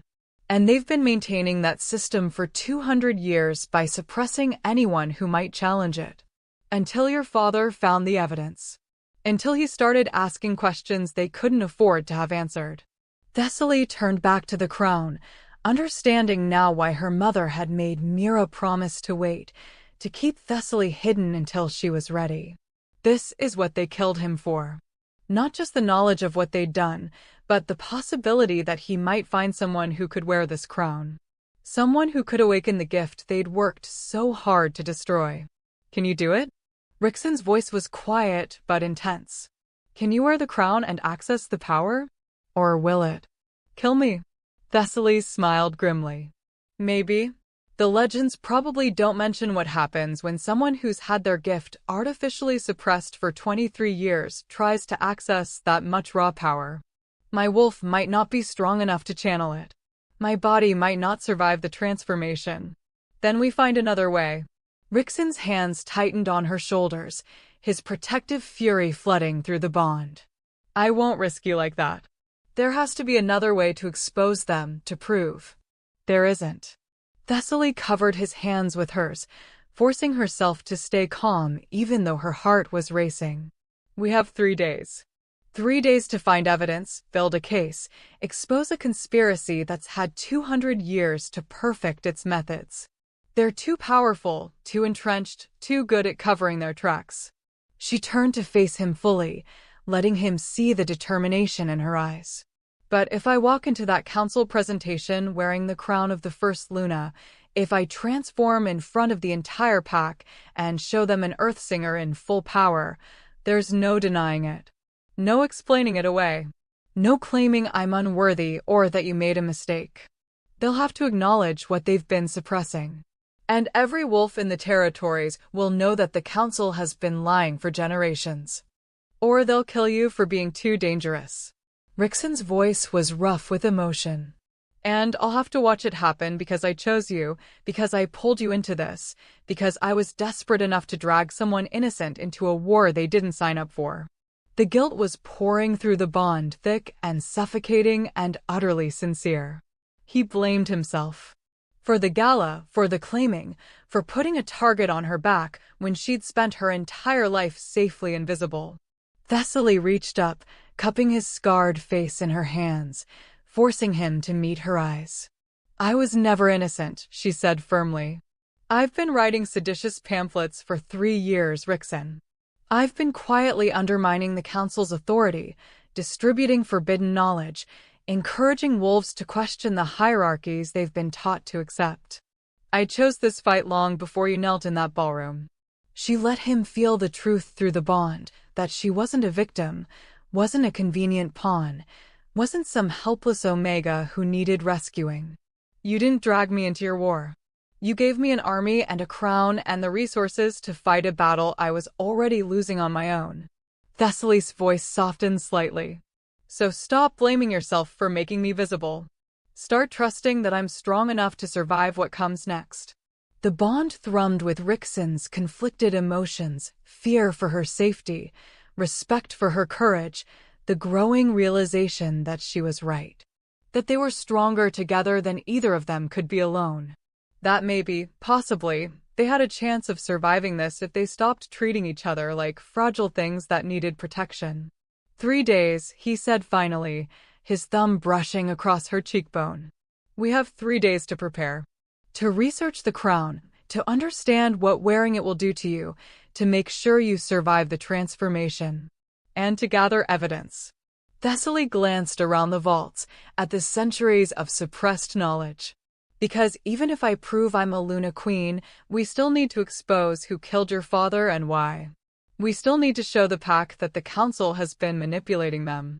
We still need to tear down the conspiracy before they find a way to eliminate us. Then we'd better get started. Rixon released her reluctantly, moving back to the altar where the crown sat waiting. I'll have this moved to your chambers. Carefully. Without anyone knowing what it is. Can you do that? I'm the Alpha King. I can do whatever I want. His smile was sharp and dangerous. The real question is whether the council will try to stop us before we get the chance to use it.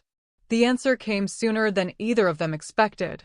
As they turned to leave the vaults, to begin the impossible task of preparing for a confrontation that would either change everything or destroy them both, a sound echoed through the stone chamber. Footsteps. Multiple sets. Moving with military precision. And with them, a scent that made Thessaly's blood run cold. Wolfsbane. Silver. The chemical smell of suppressants designed to weaken shifters, to make them vulnerable. Rixon's body went rigid, his wolf surging forward with protective fury. Through the bond, Thessaly felt his realization hit like a hammer. They knew we'd come here. His voice was deadly quiet. Someone told them about the vaults. About what we'd find. The footsteps were getting closer. In moments, they would reach the chamber. And when they did, Thessaly and Rixon would be trapped, cornered in an underground archive with only one exit, facing wolves who came armed with weapons specifically designed to neutralize shifters. Thessaly looked at the crown of the first Luna, sitting innocently on its altar. Looked at Rixon, his red eyes blazing with the need to protect her. Looked at the single torch that was their only light source. And made a decision that would change everything. "Trust me," she said, reaching for the crown. Thessaly, no. But she was already lifting it, already placing it on her head, already feeling that overwhelming surge of power rush through her system like a dam breaking. The crown settled against her temples, and the world exploded into sensation. Thessaly could feel the earth beneath them, the bedrock, the foundations of the palace, the network of roots and water and life that existed beneath the stone. She could feel the wolves approaching, their heartbeats, their intentions, the wrongness of the suppressants they carried. And she could feel her own wolf, not broken, not weak, but sleeping, waiting, ready to wake if she could just figure out how to reach it. The footsteps reached the chamber entrance. Rixon moved to stand between Thessaly and the threat, his body coiled and ready, his wolf pushing so close to the surface his eyes blazed pure red. But Thessaly raised her hand, and the earth responded.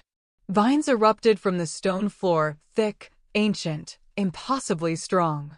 They wrapped around the entrance to the chamber, sealing it shut before the approaching wolves could enter. Thessaly could hear their shocked voices, their attempts to break through, the sound of silver weapons hitting living wood that shouldn't have existed beneath a palace. How Rixon stared at her, at the crown, at the vines still growing from stone. "I don't know." Thessaly swayed, exhaustion hitting her like a physical blow. The crown was heavy on her head, the power flowing through her demanding more energy than her suppressed body was used to channeling. "But we need to leave. Now. Before they bring reinforcements." Rixon didn't argue. He scooped her up, crown and all, and ran for the secondary exit that only the Alpha King knew about. A passage carved for emergencies, for evacuations, for situations exactly like this. Behind them, Thessaly heard the sound of vines beginning to crack under sustained assault. The barrier wouldn't hold forever. But it had bought them time. Time to prepare. Time to understand what the crown could do. Time to plan their approach to the council presentation that would either crown them as rightful rulers or end with both of them dead. As Rixon carried her through dark corridors toward safety, Thessaly felt her wolf stir again, stronger this time, more present, as if the crown was slowly unraveling whatever suppressant had been poisoning her system for 23 years. And she knew with absolute certainty that the council had just made a critical mistake. They had tried to corner the Wallflower and the supposedly mad king. Instead, they had awakened the Earth Singer. And the Luna Queen was done hiding. The safe house was supposed to be secret. Rixon had built it years ago, a reinforced chamber hidden beneath the eastern gardens, accessible only through passages that didn't appear on any palace maps. It was stocked with supplies, weapons, medical equipment. Everything they might need if the palace ever became too dangerous, if the conspiracy ever moved from shadows into open warfare.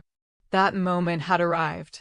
Thessaly sat on a narrow cot, the crown of the first Luna still resting on her head because every time she tried to remove it, her wolf whimpered with such desperate need that she couldn't bear to take it off.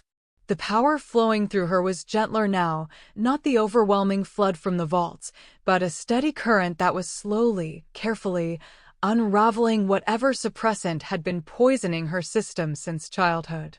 She could feel it working. could sense the blockages in her energy pathways beginning to dissolve, like ice melting after a long winter. Her wolf was stronger than it had been in hours, still small, still damaged, but aware now. Present in a way it hadn't been since that first agonizing shift when she was 8 years old. Rickson paced the small chamber like a caged predator. His shirt was torn from their escape through the palace corridors, his hands still shaking slightly with adrenaline and fury. Through the bond, Thessaly felt his emotions churning rage at whoever had betrayed them, fear for her safety, guilt that he'd put her in danger, and underneath it all, a fierce pride that she'd saved them both with power she shouldn't have been able to access. "Someone in the palace is feeding information to the Kale family," he said finally, his voice tight with barely controlled anger. "They knew we'd go to the vaults. They knew what we'd find there. They were ready with suppressants and silver weapons specifically designed to neutralize us. Not just someone." Thessaly closed her eyes, letting the crown's power help her think more clearly. Multiple wolves. This was coordinated. Planned. They had guards positioned at the main entrance and probably the secondary exits too. If you hadn't known about that emergency passage, we'd be in silver chains right now. Rickson stopped pacing, moving to crouch in front of her. His hands hovered near her knees, wanting to touch but afraid he might hurt her in his current state. "Thessaly, we can't stay in the palace. It's not safe. I need to get you out of the territories entirely, somewhere the council can't reach." "No." Her voice was firm despite her exhaustion. "We're not running. We have 2 days until the council presentation. 2 days to expose them, to prove what they've done. If we disappear now, they'll spin whatever narrative serves them best. You'll be the Mad King who kidnapped an innocent Omega. I'll be the tragic victim. And the conspiracy continues for another generation." She watched him struggle with the logic versus his need to protect her. Through the bond, she could feel how close his wolf was to the surface, the alpha instinct to guard his mate at all costs, warring with the tactical mind that knew she was right. "They tried to kill us today," Rickson said quietly. "Or capture us, which might be worse. If they get their hands on you while you're wearing that crown, if they figure out what it means, then they'll do exactly what they've done for 200 years. They'll suppress it, eliminate it, make sure no one ever knows what I could have become." Thessaly reached out, finally closing the distance between them and taking his hands. "I'm not letting them do that again. Not to me. Not to any other wolf who might carry these bloodlines." His fingers tightened around hers, and she felt the moment he made his decision to trust her, to fight beside her instead of trying to shield her, to believe she was strong enough to survive what came next. "Then we need allies," he said. "Wolves we can trust who aren't compromised by the council. People who have their own reasons to want the conspiracy exposed." Mira. Thessaly's mind was already working through possibilities. "She's been distributing my pamphlets for years. She knows how to move through the palace unseen, how to reach wolves who are sympathetic to challenging the hierarchy." The pamphlets. Rickson's expression shifted to something almost amused despite the danger. "The Luna's Truth. I've been trying to track down the author for 2 years. And you never suspected it was the quiet archivist who shelved your books?" "I suspected everyone except you." His thumb traced circles on her palm, a gesture that was becoming familiar, comforting. "You were too careful. Too invisible. The perfect cover for someone who wanted to undermine the system from within." Through the bond, Thessaly felt his respect for her tradecraft, his appreciation for the risks she'd taken, his growing realization that she'd been fighting this battle longer than he had, just with different weapons. "We'll need more than pamphlets now," Thessaly said. "We'll need witnesses. Wolves who were there when your father died, who might have seen something that contradicted the official story. Medical records that show what suppressants were used on me as a child. Financial records that prove the Kale family has been consolidating power and resources. All of which are either destroyed or locked away under council protection." Rickson's jaw tightened. Dacian Kale has had years to cover his tracks. He's not stupid. Any evidence that could expose him would have been eliminated long ago. Physical evidence, maybe. Thessaly's analytical mind was finding patterns, connections. But there's one thing they can't eliminate. One witness they can't silence without exposing themselves. She felt Rixon's realization through the bond. Me, he said quietly. I was there when it happened. When my father died. I don't remember it clearly, the 3 days I supposedly spent feral, but there might be fragments. Details that don't match their narrative. The rot doesn't work like they've told you. Thessaly leaned forward, urgent now. I've read the medical texts. When a wolf goes truly feral, there are physiological changes. The eyes stay permanently shifted. The vocal cords degenerate, they can't speak, can barely make sounds. The body burns through calories so fast they become emaciated within days. And they don't just snap back to human form and normalcy. The transformation is irreversible. She watched him process that, saw the moment hope flickered in those red eyes. But I did shift back. I've been human and functional for years since then. Which means you never went feral in the first place. Thessaly squeezed his hands. Whatever happened during those 3 days, it wasn't the rot. It was something else. And if we can figure out what actually happened, if we can access your memory somehow, the bond. Rixon's voice was sharp with sudden understanding. The mating bond allows mental connection. If you can reach into my memories, past whatever blocks or trauma are suppressing them, I might be able to see the truth. Thessaly felt the crown pulse against her temples, as if responding to the idea. The first Luna's gift wasn't just communion with the earth. According to the legends, she could also heal emotional wounds, break through mental barriers. If the crown is amplifying my abilities, it's dangerous. Rixon's grip on her hands became almost painful.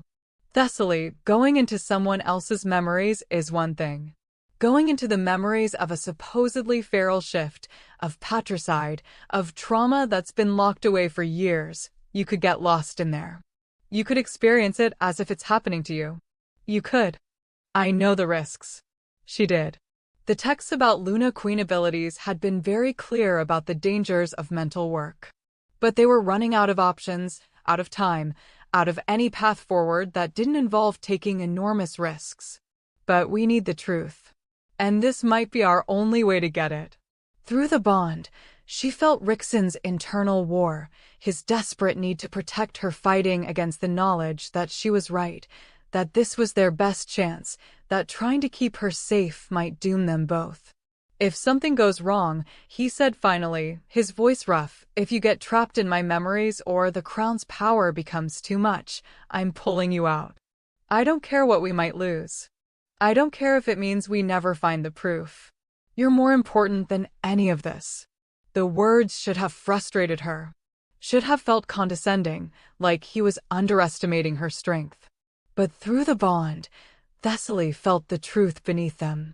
He wasn't saying she was weak.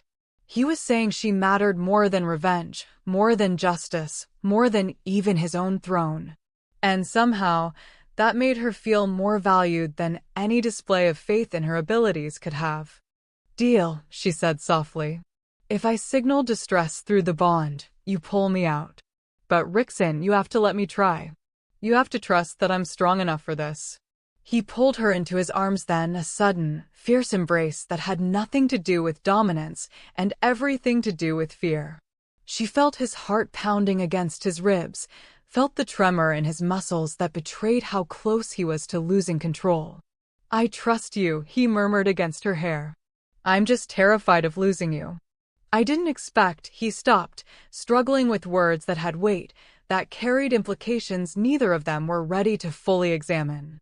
I didn't expect you to matter this much. Thessaly closed her eyes, breathing in his scent, pine and smoke, and something wild that her wolf recognized as home.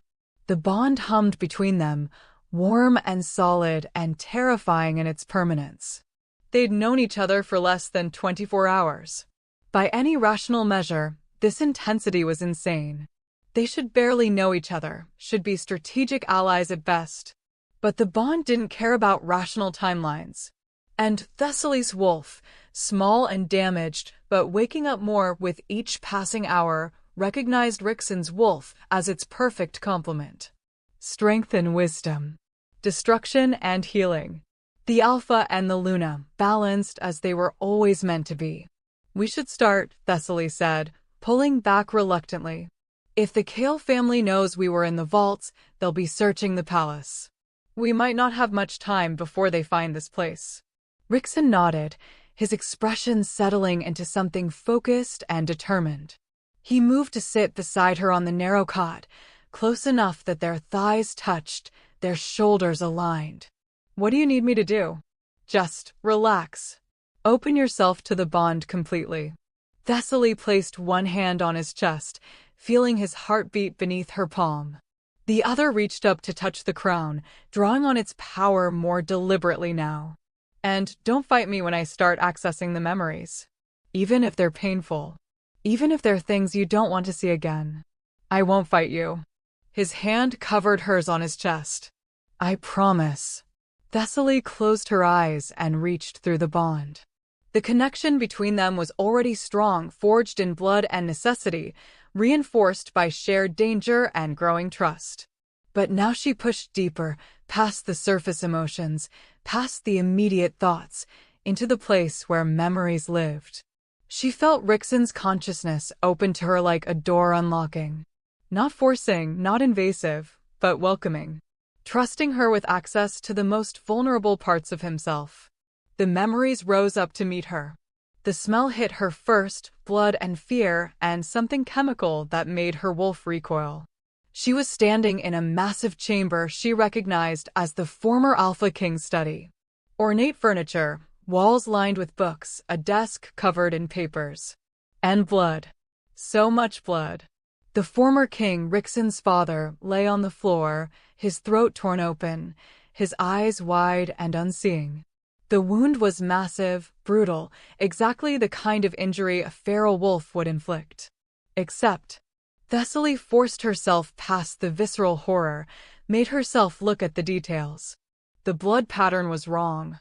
If Rixon had been in wolf form when he attacked, there would have been paw prints in the blood, signs of struggle, furniture destroyed from a fight between a man and a beast. Instead, the room was eerily intact. A single chair knocked over. The papers on the desk undisturbed. As if the king had been killed quickly, efficiently, by someone who knew exactly how to make it look like a feral attack without the messiness of an actual struggle. Thessaly followed the memory forward, feeling Rixon's consciousness beside hers, trapped in the past, reliving his worst nightmare.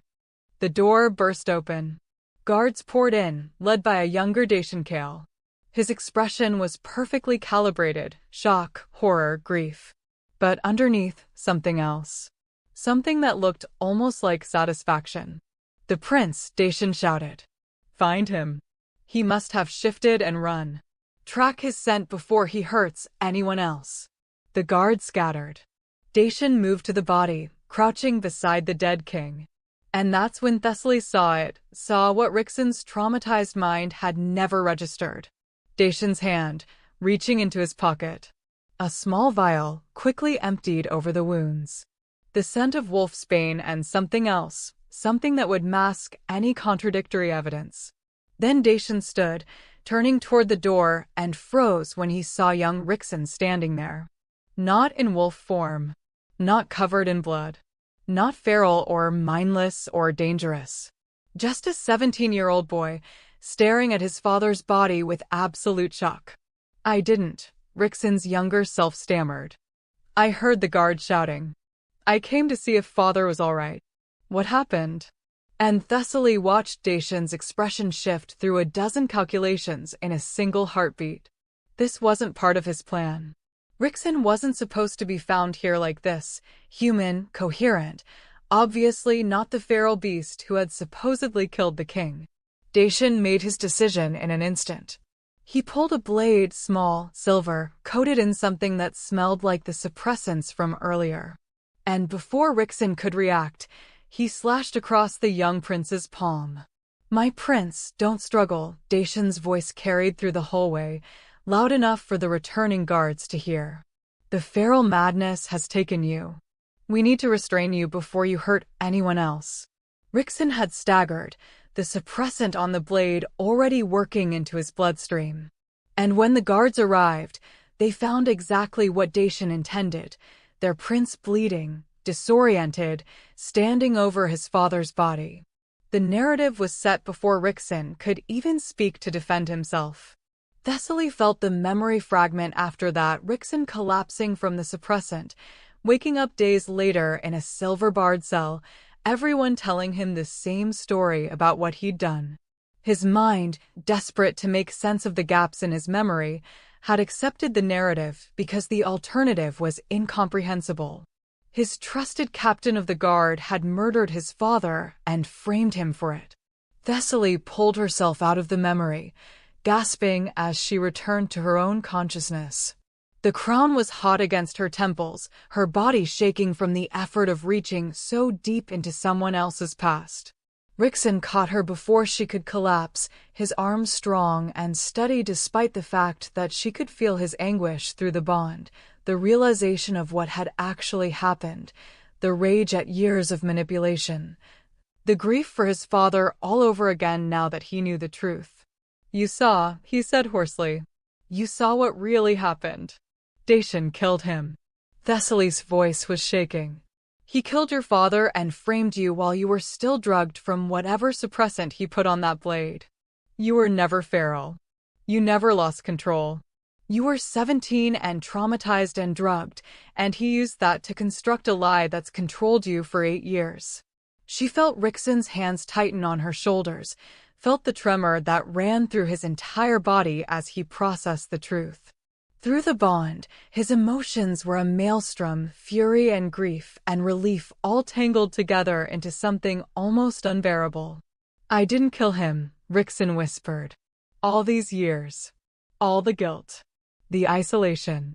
The certainty that I was dangerous, that I couldn't trust myself. Was exactly what Dacian needed you to feel."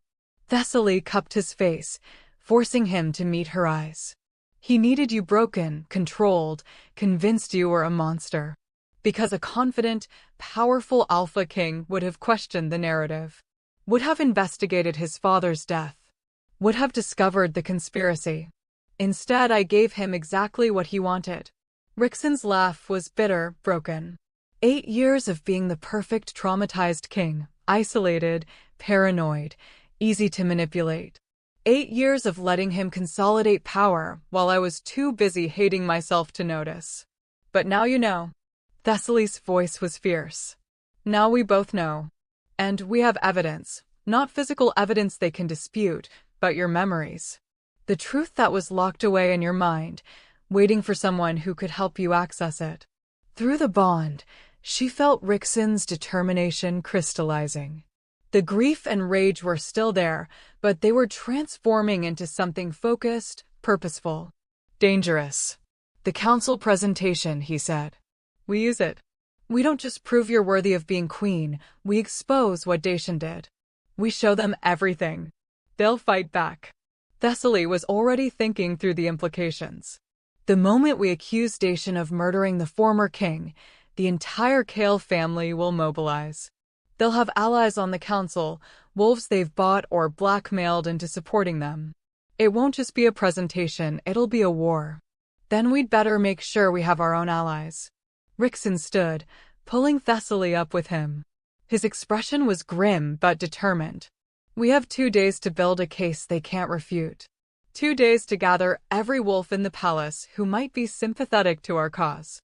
2 days to prepare for a confrontation that will either change everything or end with both of us dead." He paused, his hand coming up to touch the crown that still rested on her head. "And we have 2 days to make sure you can control whatever power that crown gives you. Because when we walk into that council chamber, you're not going to be the broken Omega they expect. You're going to be the Luna Queen they've spent 2 centuries trying to prevent." The words should have terrified her. Should have felt like too much pressure, too great a responsibility. But Thessaly thought about her mother, documenting the conspiracy in secret, knowing she might die before her daughter was ready to fight. She thought about all the wolves whose gifts had been suppressed, whose bloodlines had been eliminated, whose potential had been sacrificed to maintain a power structure that benefited only the strongest. She thought about the 8-year-old girl who had shifted into agony and been told she was defective, when the truth was she'd been deliberately poisoned to prevent her from becoming something magnificent. And she felt her wolf surge forward, small still, damaged still, but furious now. Ready to fight. Ready to reclaim what had been stolen. "Then we'd better get started," Thessaly said, her voice steady despite her racing heart. "Because I'm done hiding. I'm done being invisible. And I'm done letting them tell me I'm not enough." She looked at Rixen, the supposedly mad king who had never been mad at all, just systematically destroyed by wolves who needed him weak. "We're going to walk into that council chamber together. The Alpha and the Luna. The king they tried to break and the queen they tried to suppress. And we're going to show them exactly what happens when you underestimate the wolves you think are broken." Through the bond, she felt Rixen's fierce agreement, his pride in her courage, his determination to stand beside her no matter what came next. 2 days, he said, pulling her close. 2 days to prepare for the fight of our lives. Thessaly pressed her forehead against his, drawing strength from his presence, from the bond that tied them together, from the crown that hummed with ancient power against her temples. 2 days to transform from victims into warriors.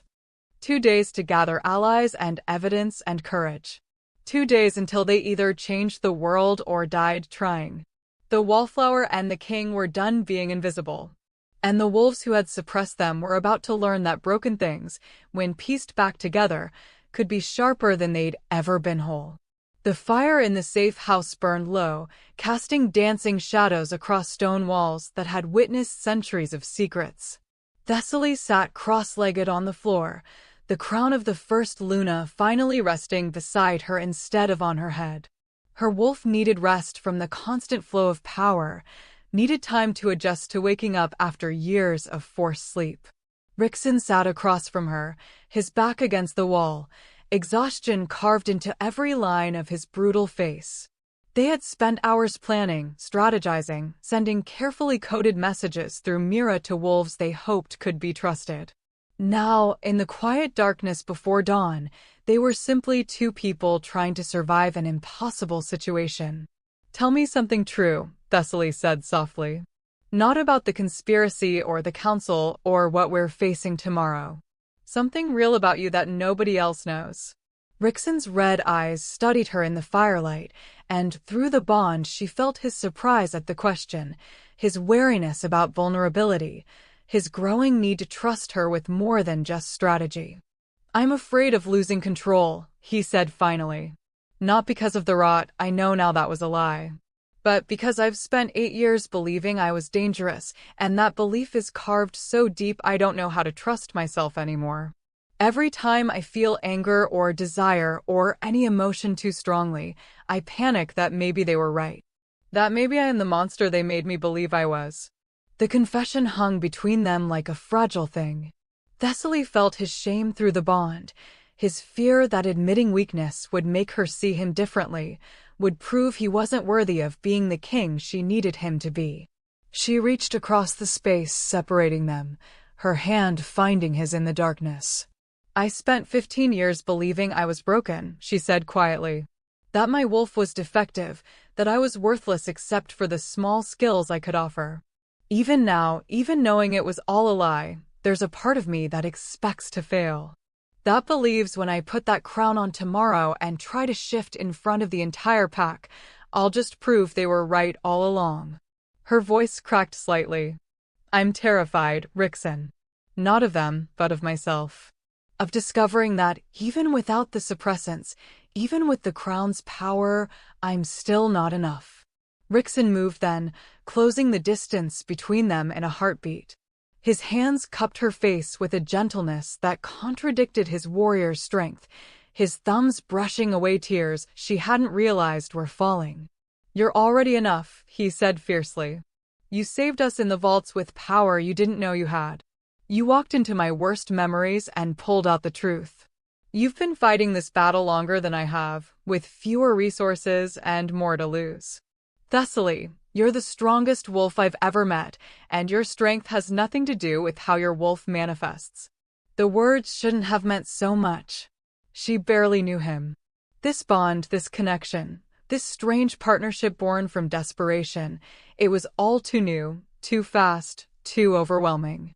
But through the bond, she felt the absolute sincerity of his belief. He wasn't saying what she needed to hear. He was speaking a truth he felt in his bones, in his wolf, in the parts of himself that recognized her as his perfect complement. I don't know how to do this, Thessaly whispered. How to be a queen. How to stand in front of wolves who think I'm worthless and convince them I deserve to rule. How to access power that's been locked away my entire life and make it look effortless instead of terrifying. You don't have to make it look effortless. Rixon's forehead pressed against hers, his breath warm against her lips. You just have to be honest. Show them exactly what you are, a wolf who survived being poisoned, suppressed, dismissed, and still found the strength to fight back. Show them that worthiness isn't about being perfect. It's about refusing to break even when everything is designed to destroy you. His hands slid from her face to her shoulders, his touch grounding her, anchoring her to this moment instead of the terror of tomorrow. I see you, Thessaly. All of you. The scared girl who doesn't know if she's strong enough, and the fierce woman who's been undermining the system for years. The scholar who thinks in strategies, and the Luna whose wolf is waking up angry and ready to reclaim what was stolen. You don't have to choose which one to be. You're all of them, and that's exactly what makes you dangerous to them. Thessaly's hands fisted in his torn shirt, pulling him closer, needing his solidity to counteract the way her world kept tilting. Through the bond, she felt his own vulnerability, the fear that he wasn't enough either, that his years of believing he was broken had damaged something fundamental, that he would fail her when she needed him most. They were both terrified, both convinced they were insufficient, both carrying trauma that whispered they weren't worthy of the roles they'd been thrust into. But together, somehow, they felt almost whole. Promise me something, Thessaly said, her voice muffled against his chest. Promise that if this goes wrong tomorrow, if I can't access the power, if the transformation fails, if we lose everything, you won't blame yourself. You didn't drag me into this. I chose to fight. And I'd rather die trying to change things than live safely in a world built on lies. She felt Rixon's arms tighten around her, felt the tremor that ran through his body, felt his wolf surge forward to wrap around hers in a gesture of protection and possession, and something that felt dangerously close to devotion. I can't promise that, he said roughly. Because if you die tomorrow, if this plan costs you your life, I'll spend whatever time I have left tearing down everyone who contributed to the conspiracy. And then I'll follow you, because I don't think I can do this without you anymore. The confession was raw, honest, terrifying in its intensity. They'd known each other for barely a day, but the bond had accelerated everything. Emotions that should have taken months to develop compressed into hours of shared danger and growing trust. Then we'd better make sure we both survive, Thessaly said, pulling back enough to meet his eyes. Because I have plans for after tomorrow. Research to do. Histories to rewrite. An entire system to dismantle and rebuild. And I can't do any of that alone. She saw something shift in Rixon's expression, hope breaking through the darkness that had lived in him for 8 years. The possibility that maybe, just maybe, there was a future beyond tomorrow's confrontation. A future where they could actually build something instead of just surviving. What kind of future are you imagining? His voice was soft, almost vulnerable. Thessaly thought about it, really thought about it instead of just focusing on immediate survival. A pack where wolves are valued for all kinds of strength. Where scholars are respected as much as warriors. Where bloodlines like mine aren't suppressed, but celebrated. Where young wolves who shift differently aren't told they're broken. She met his gaze directly. And a partnership where neither of us has to carry impossible burdens alone anymore. Where the Alpha and the Luna actually rule together instead of one being decorative and submissive. Rixon's smile was slow, dangerous, and absolutely genuine. That sounds like a revolution. Good. Thessaly felt her own smile forming, fierce and determined. Because I'm done with evolution. The system is too corrupt to fix gradually. It needs to be torn down and rebuilt from the ground up. Starting tomorrow. Starting tomorrow. They stayed like that for a long moment, wrapped around each other in the firelight, drawing strength from the bond, from each other's presence, from the shared certainty that whatever came next, they would face it together. Outside, dawn was breaking. In hours, the palace would wake. The Kale family would be mobilizing their allies, preparing for the council presentation, setting traps and contingencies to eliminate the threats Thessaly and Rixon represented. But here, in this hidden chamber beneath the earth, the Wallflower and the king held each other and believed, just for a moment, that broken things could be powerful, that suppressed gifts could wake furious and magnificent, that two wolves who had spent their lives being told they weren't enough might just be exactly what the other needed. Tomorrow, they would fight. Tonight, they would rest. And the bond between them hummed with possibility, with hope, with the dangerous conviction that love forged in fire might be the strongest weapon they had. The council chamber was designed for intimidation. Thessaly stood at its center, the crown of the first Luna heavy on her head, every eye in the room fixed on her with expressions ranging from curiosity to outright hostility. The chamber was circular, with tiered seating that rose toward vaulted ceilings painted with scenes of glorious battles, alphas in their prime, enemies defeated, strength celebrated above all else. Not a single Luna queen in any of the artwork. The message was clear. This was a place where only certain kinds of power mattered. Rixon stood beside her, his presence solid and unwavering, despite the tension radiating through the bond. He wore formal regalia, dark blue trimmed with silver, the colors of his bloodline. But his expression was pure warrior, his red eyes daring anyone to challenge his mate's right to stand here. The High Council occupied the frontier, 12 wolves whose combined authority could unmake an Alpha King if they chose. Elder Torvin sat at the center, his face arranged in polite skepticism. Around him, allies and enemies, wolves whose loyalties had been bought or coerced or genuinely earned over decades of political maneuvering. And there, to the right, sat Dacian Kale. He looked older than he had in Rixon's memories, gray threading through his dark hair, lines carved around his eyes from years of careful manipulation. But his smile was the same. Calculating. Patient. The expression of a man who believed he'd already won. Beside him sat Morgessa, her beauty a weapon she wielded with precision. Her eyes on Thessaly were pure venom, promising retribution for the humiliation of being passed over at the gala. "We are gathered," Elder Torvin intoned, his voice echoing through the chamber, to witness the presentation of Thessaly Ashrin, claimed mate of Alpha King Rixon Valder. Per tradition, she must demonstrate her worthiness to stand as Luna Queen by proving the strength of her wolf and her fitness to bear the responsibility of ruling beside our king. The crowd murmured, hundreds of wolves packed into the viewing galleries, all of them waiting to see the Wallflower fail. Waiting to confirm their belief that Rixon had made a mistake, that this Omega with her weak wolf and her books had no business wearing a crown. Thessaly felt their collective doubt like a physical weight. Through the bond, she felt Rixon's surge of protective fury, his desire to shield her from their judgment. But she didn't need shielding. Not anymore. Before we proceed, Rixon's voice cut through the murmurs like a blade. There is a matter that must be addressed. A truth that has been suppressed for 8 years. A lie that has shaped this kingdom's entire political structure. The chamber went silent. Elder Torvin's expression shifted from polite formality to sharp wariness. "Your Majesty, this presentation is about your mate's qualifications, not. It's about the murder of my father." Rixon's words dropped like stones into still water. "And the wolf who killed him to seize power." Chaos erupted. Wolves were on their feet, shouting questions, demanding explanations.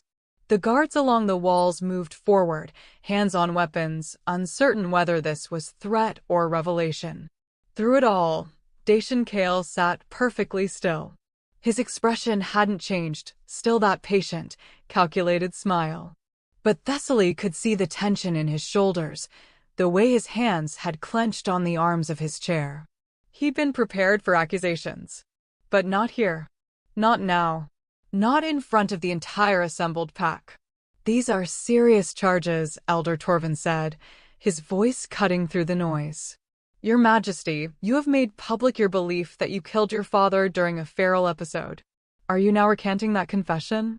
"I'm revealing the truth." Rixon gestured to Thessaly. "My mate has the gift of the old bloodlines, the ability to access memories that have been suppressed or manipulated. She helped me recover what actually happened the night my father died. And what I remembered is that I never went feral. I never lost control.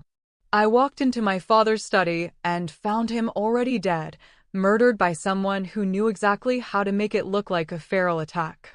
Dacian stood smoothly, his expression shifting to concerned confusion. "Your Majesty, I understand you're under enormous stress, but these accusations are backed by evidence." Myra's voice rang out from the gallery. She stood, holding a stack of documents. Financial records showing that Dacian Kale has been consolidating power and resources for years. Medical records proving that certain bloodlines, including Thessaly Ashren's, were systematically suppressed using chemical agents. And testimony from palace staff who witnessed inconsistencies the night the former king died. Other wolves were standing now, servants, guards, lower-ranked pack members who had remained invisible but who had seen things, noticed things, kept quiet because speaking up meant death. Thessaly watched Dacian's mask finally crack. The patient smile disappeared, replaced by cold calculation. He was assessing options, looking for exits, determining whether he could still control the situation. "This is ridiculous," Morgessa spat, her voice sharp with fury. "You expect us to believe that my brother, the most loyal wolf in this pack, murdered the king? Based on what? Recovered memories and servant gossip? Based on this?" Thessaly's voice was steady, amplified by the crown's power. She raised her hand, and the earth itself responded. Vines erupted from between the stone floor tiles, impossible, magnificent, undeniable proof that she carried power the council had spent generations suppressing. The vines wove together, forming a screen, and on that screen appeared images pulled from Rixon's memories through the bond. The entire chamber saw it, Dacian standing over the dead king's body, the vial in his hand. The blade he'd used to cut young Rixon, coated with suppressants designed to make him disoriented, compliant, easy to frame. The evidence was visceral, undeniable, devastating. Lies. Dacian's composure finally shattered. Fabricated images created by whatever dark magic that Omega is wielding. You can't trust. "The Luna's gift doesn't lie," Elder Torvin said quietly. His expression was grim, but Thessaly saw calculation there too, a politician recognizing which way the wind was blowing. Memory visions pulled through the mating bond are accepted as evidence under ancient pack law. If what we're seeing is accurate. It's not. Morgessa was on her feet now, her wolf pushing so close to the surface her eyes flashed amber. "My brother has served this pack faithfully for decades. He found the king's killer. He protected us all from discovering the truth." Thessaly let the images fade, but kept the vines present, a reminder of power they'd tried to suppress. "Your family has been orchestrating a conspiracy for generations, suppressing bloodlines that threatened your monopoly on power, eliminating Luna queens who might have challenged the hierarchy. And when Rixon's father discovered the evidence, when he started asking questions about wolves like me, you killed him and framed his son to keep the conspiracy hidden." She felt the crown pulse against her temples, felt her wolf surge forward, stronger now, more present, ready to fully manifest. "But you made one critical mistake. You chose to suppress me instead of eliminating me. And now the bloodline you tried to destroy is about to show you exactly what you've been so afraid of. Thessaly closed her eyes and embraced the shift. The pain was different this time. Not the bone-breaking agony of her childhood shifts, not the screaming torment that had taught her to fear her own wolf. This was transformation, raw and overwhelming, but purposeful. The crown of the first Luna burned against her temples, channeling power that had been locked away for 23 years, guiding her body through changes it had been prevented from completing. Thessaly felt her bones restructure, but instead of breaking incorrectly, they moved with fluid precision. Her muscles expanded, her senses sharpened, her consciousness expanding to encompass both human thought and wolf instinct without losing either. The shift completed in seconds instead of agonizing minutes. Where Thessaly had stood, a wolf now crouched, but not the pitiful, malformed creature from her childhood. This wolf was silver-white, medium-sized, but perfectly proportioned, with eyes that glowed the same gray as her human form. Vines sprouted from the stone floor where her paws touched, flowers blooming in impossible defiance of the underground chamber. The council chamber erupted into chaos. Half the wolves were on their feet, staring in shock and awe. The other half looked terrified, recognizing power they'd been taught to fear, witnessing the return of gifts their ancestors had tried to eliminate. Through the bond, Thessaly felt Rixon's fierce pride, his protective fury, his absolute certainty that she was magnificent.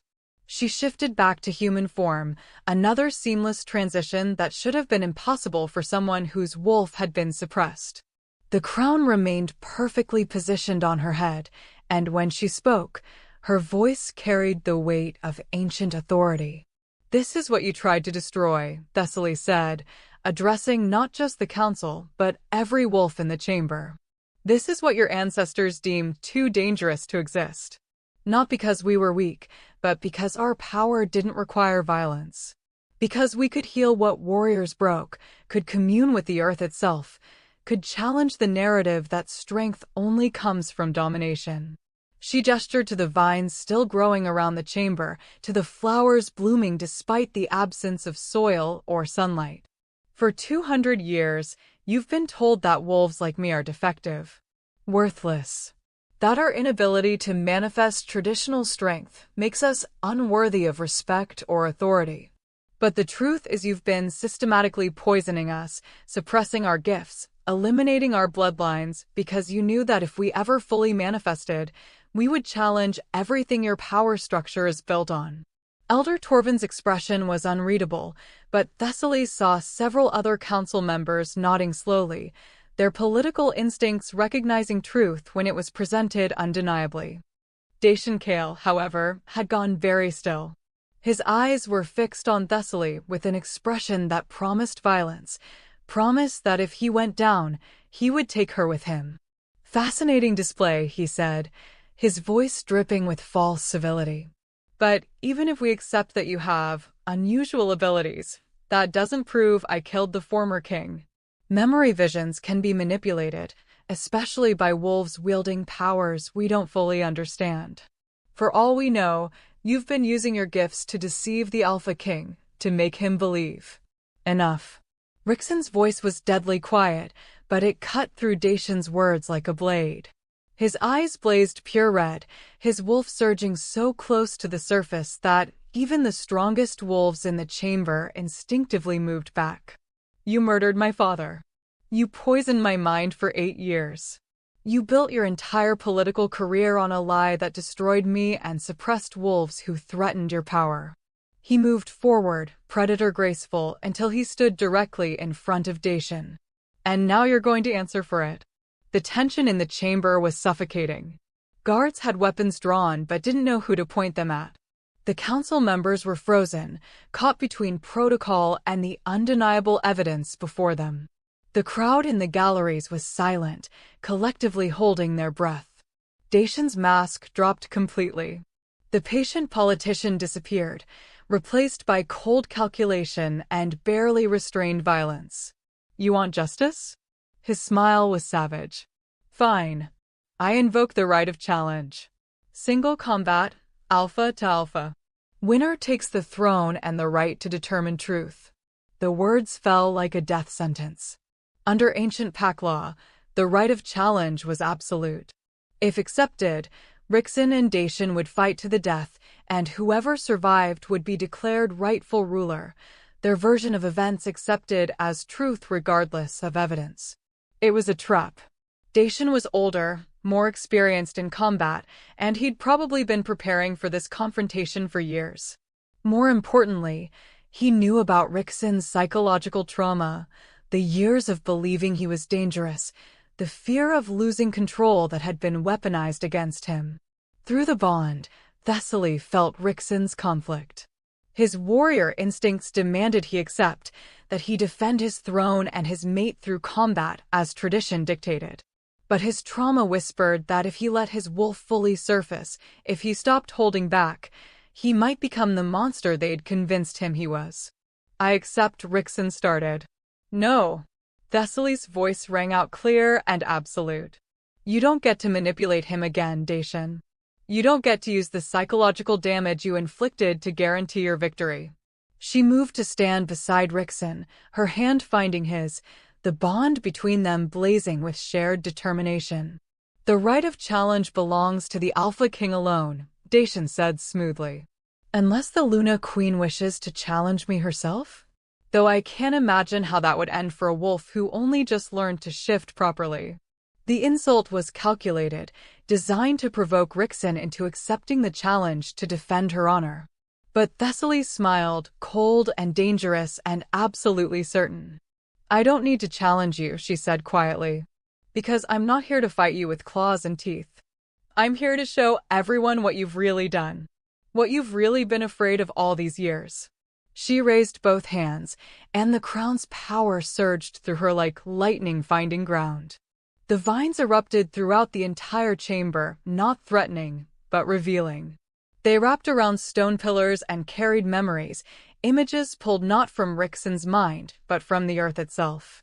The palace was ancient, built on ground that had witnessed centuries of pack history. And the earth remembered everything. The vine showed Dacian poisoning the former king's wine with wolfsbane. Showed him arranging the body to look like a feral attack. Showed him dosing young Rixen with suppressants.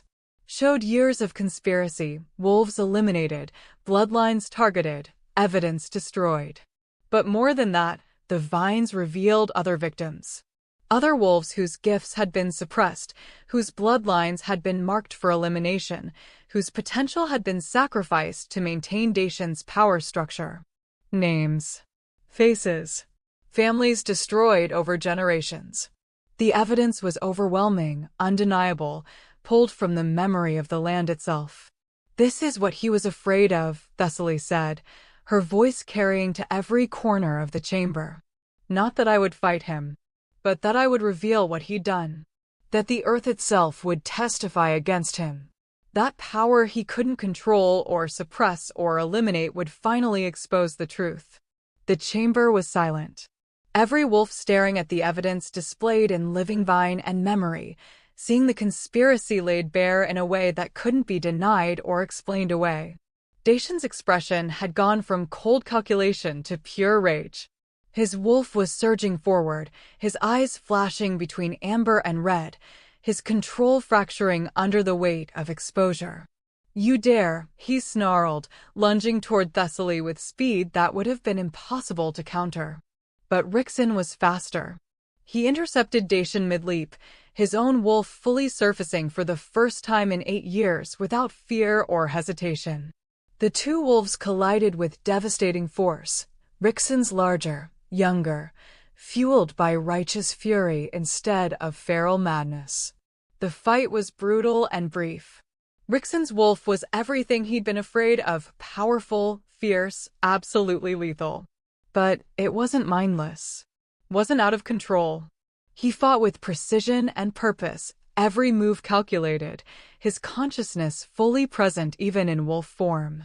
This was what he should have been all along, an alpha king in his prime, unburdened by false guilt, fighting to protect his mate and his kingdom. Dacian never had a chance. When Rixen's jaws closed around his throat, when the traitor's body went limp beneath him, the entire chamber knew justice had been served.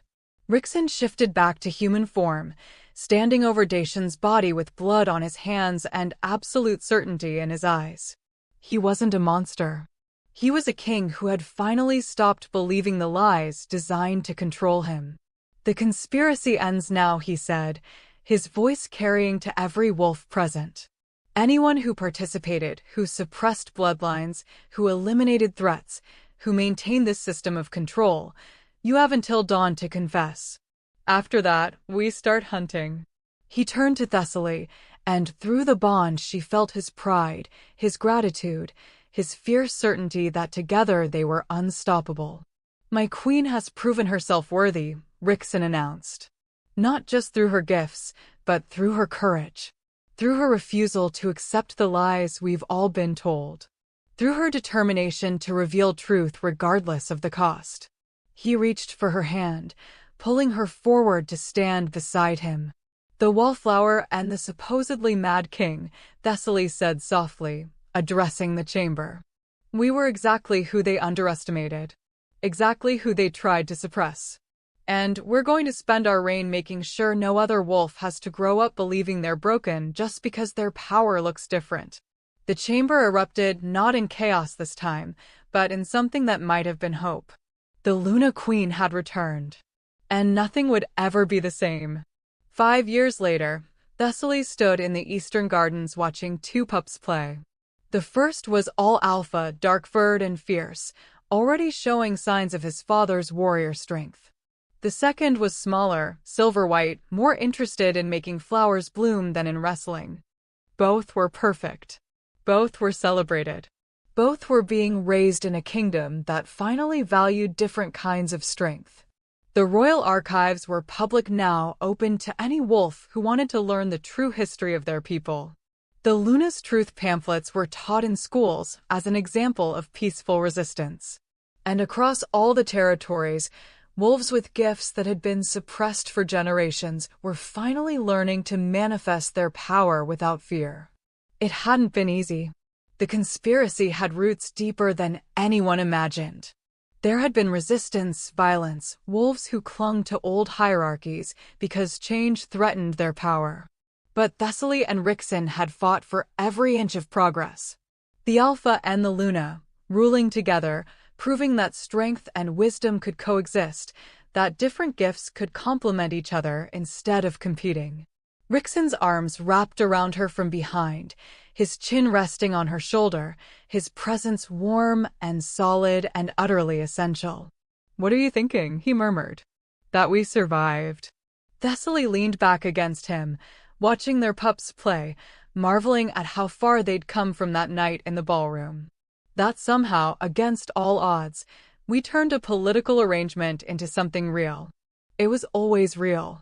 Rixen's hands settled over her stomach, where new life was just beginning to grow. "From the moment I knelt before you, my wolf knew. We just had to survive long enough to build the life we deserved."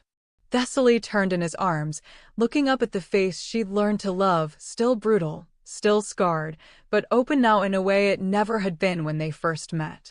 "Do you ever regret it?" she asked. "Choosing the Wallflower instead of the obvious political match?" Rixen's smile was slow, dangerous, absolutely genuine. "Every day." At her shocked expression, he laughed, that rough, rusty sound that had become more frequent over the years. "I regret that I didn't find you sooner. That you had to spend years believing you were broken.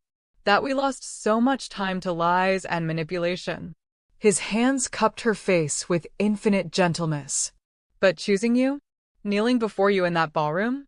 That was the first real choice I'd made in 8 years. And it was the best decision of my life." Through the bond, mature now, settled, an intrinsic part of who they both were, Thessaly felt his absolute sincerity. They had been broken. Both of them. Systematically destroyed by wolves who needed them weak. But broken things, when mended together, could be stronger than they'd ever been whole. "What would you have done?" Thessaly's voice was soft, contemplative, addressing not just Rixin, but something larger, the world beyond this garden, the wolves who might hear this story someday. If you'd been in that ballroom, watching the Alpha King walk past his expected mate to kneel before a girl with a book, would you have seen a romance beginning, or a catastrophe waiting to happen? Would you have chosen her side? Rixin added, his voice equally quiet. The wallflower who everyone dismissed? Or would you have written her off like everyone else did? The questions hung in the air unanswered because some questions weren't meant to have easy responses. The pups called out, demanding attention, and Thessaly and Rixin moved to join them, a family built from ashes, thriving in soil that had been poisoned but was slowly healing. Behind them, the palace stood gleaming in afternoon light. Inside, the council chambers had been redesigned to include Luna Queens in the artwork. The royal vaults were open to scholars.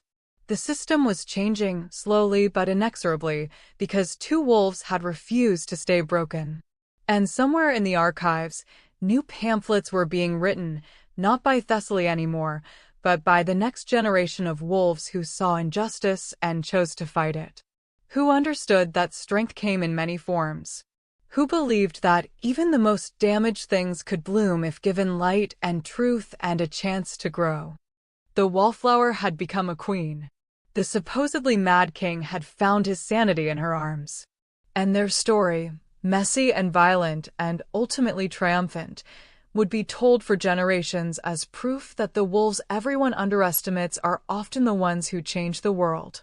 If this story lit something inside you, if you saw yourself in the wallflower who learned to bloom, or the king who learned he wasn't broken, then subscribe to Cindy's Wolfheart Stories. Because here, we tell tales of wolves who survive impossible odds. We write about broken things becoming powerful. We believe that the most dangerous wolves are the ones everyone dismisses as weak. And we know that sometimes, the greatest love stories start with a king kneeling before a girl nobody else bothered to see. Would you have chosen her side? Or would you have feared her too? Thank you for experiencing this journey.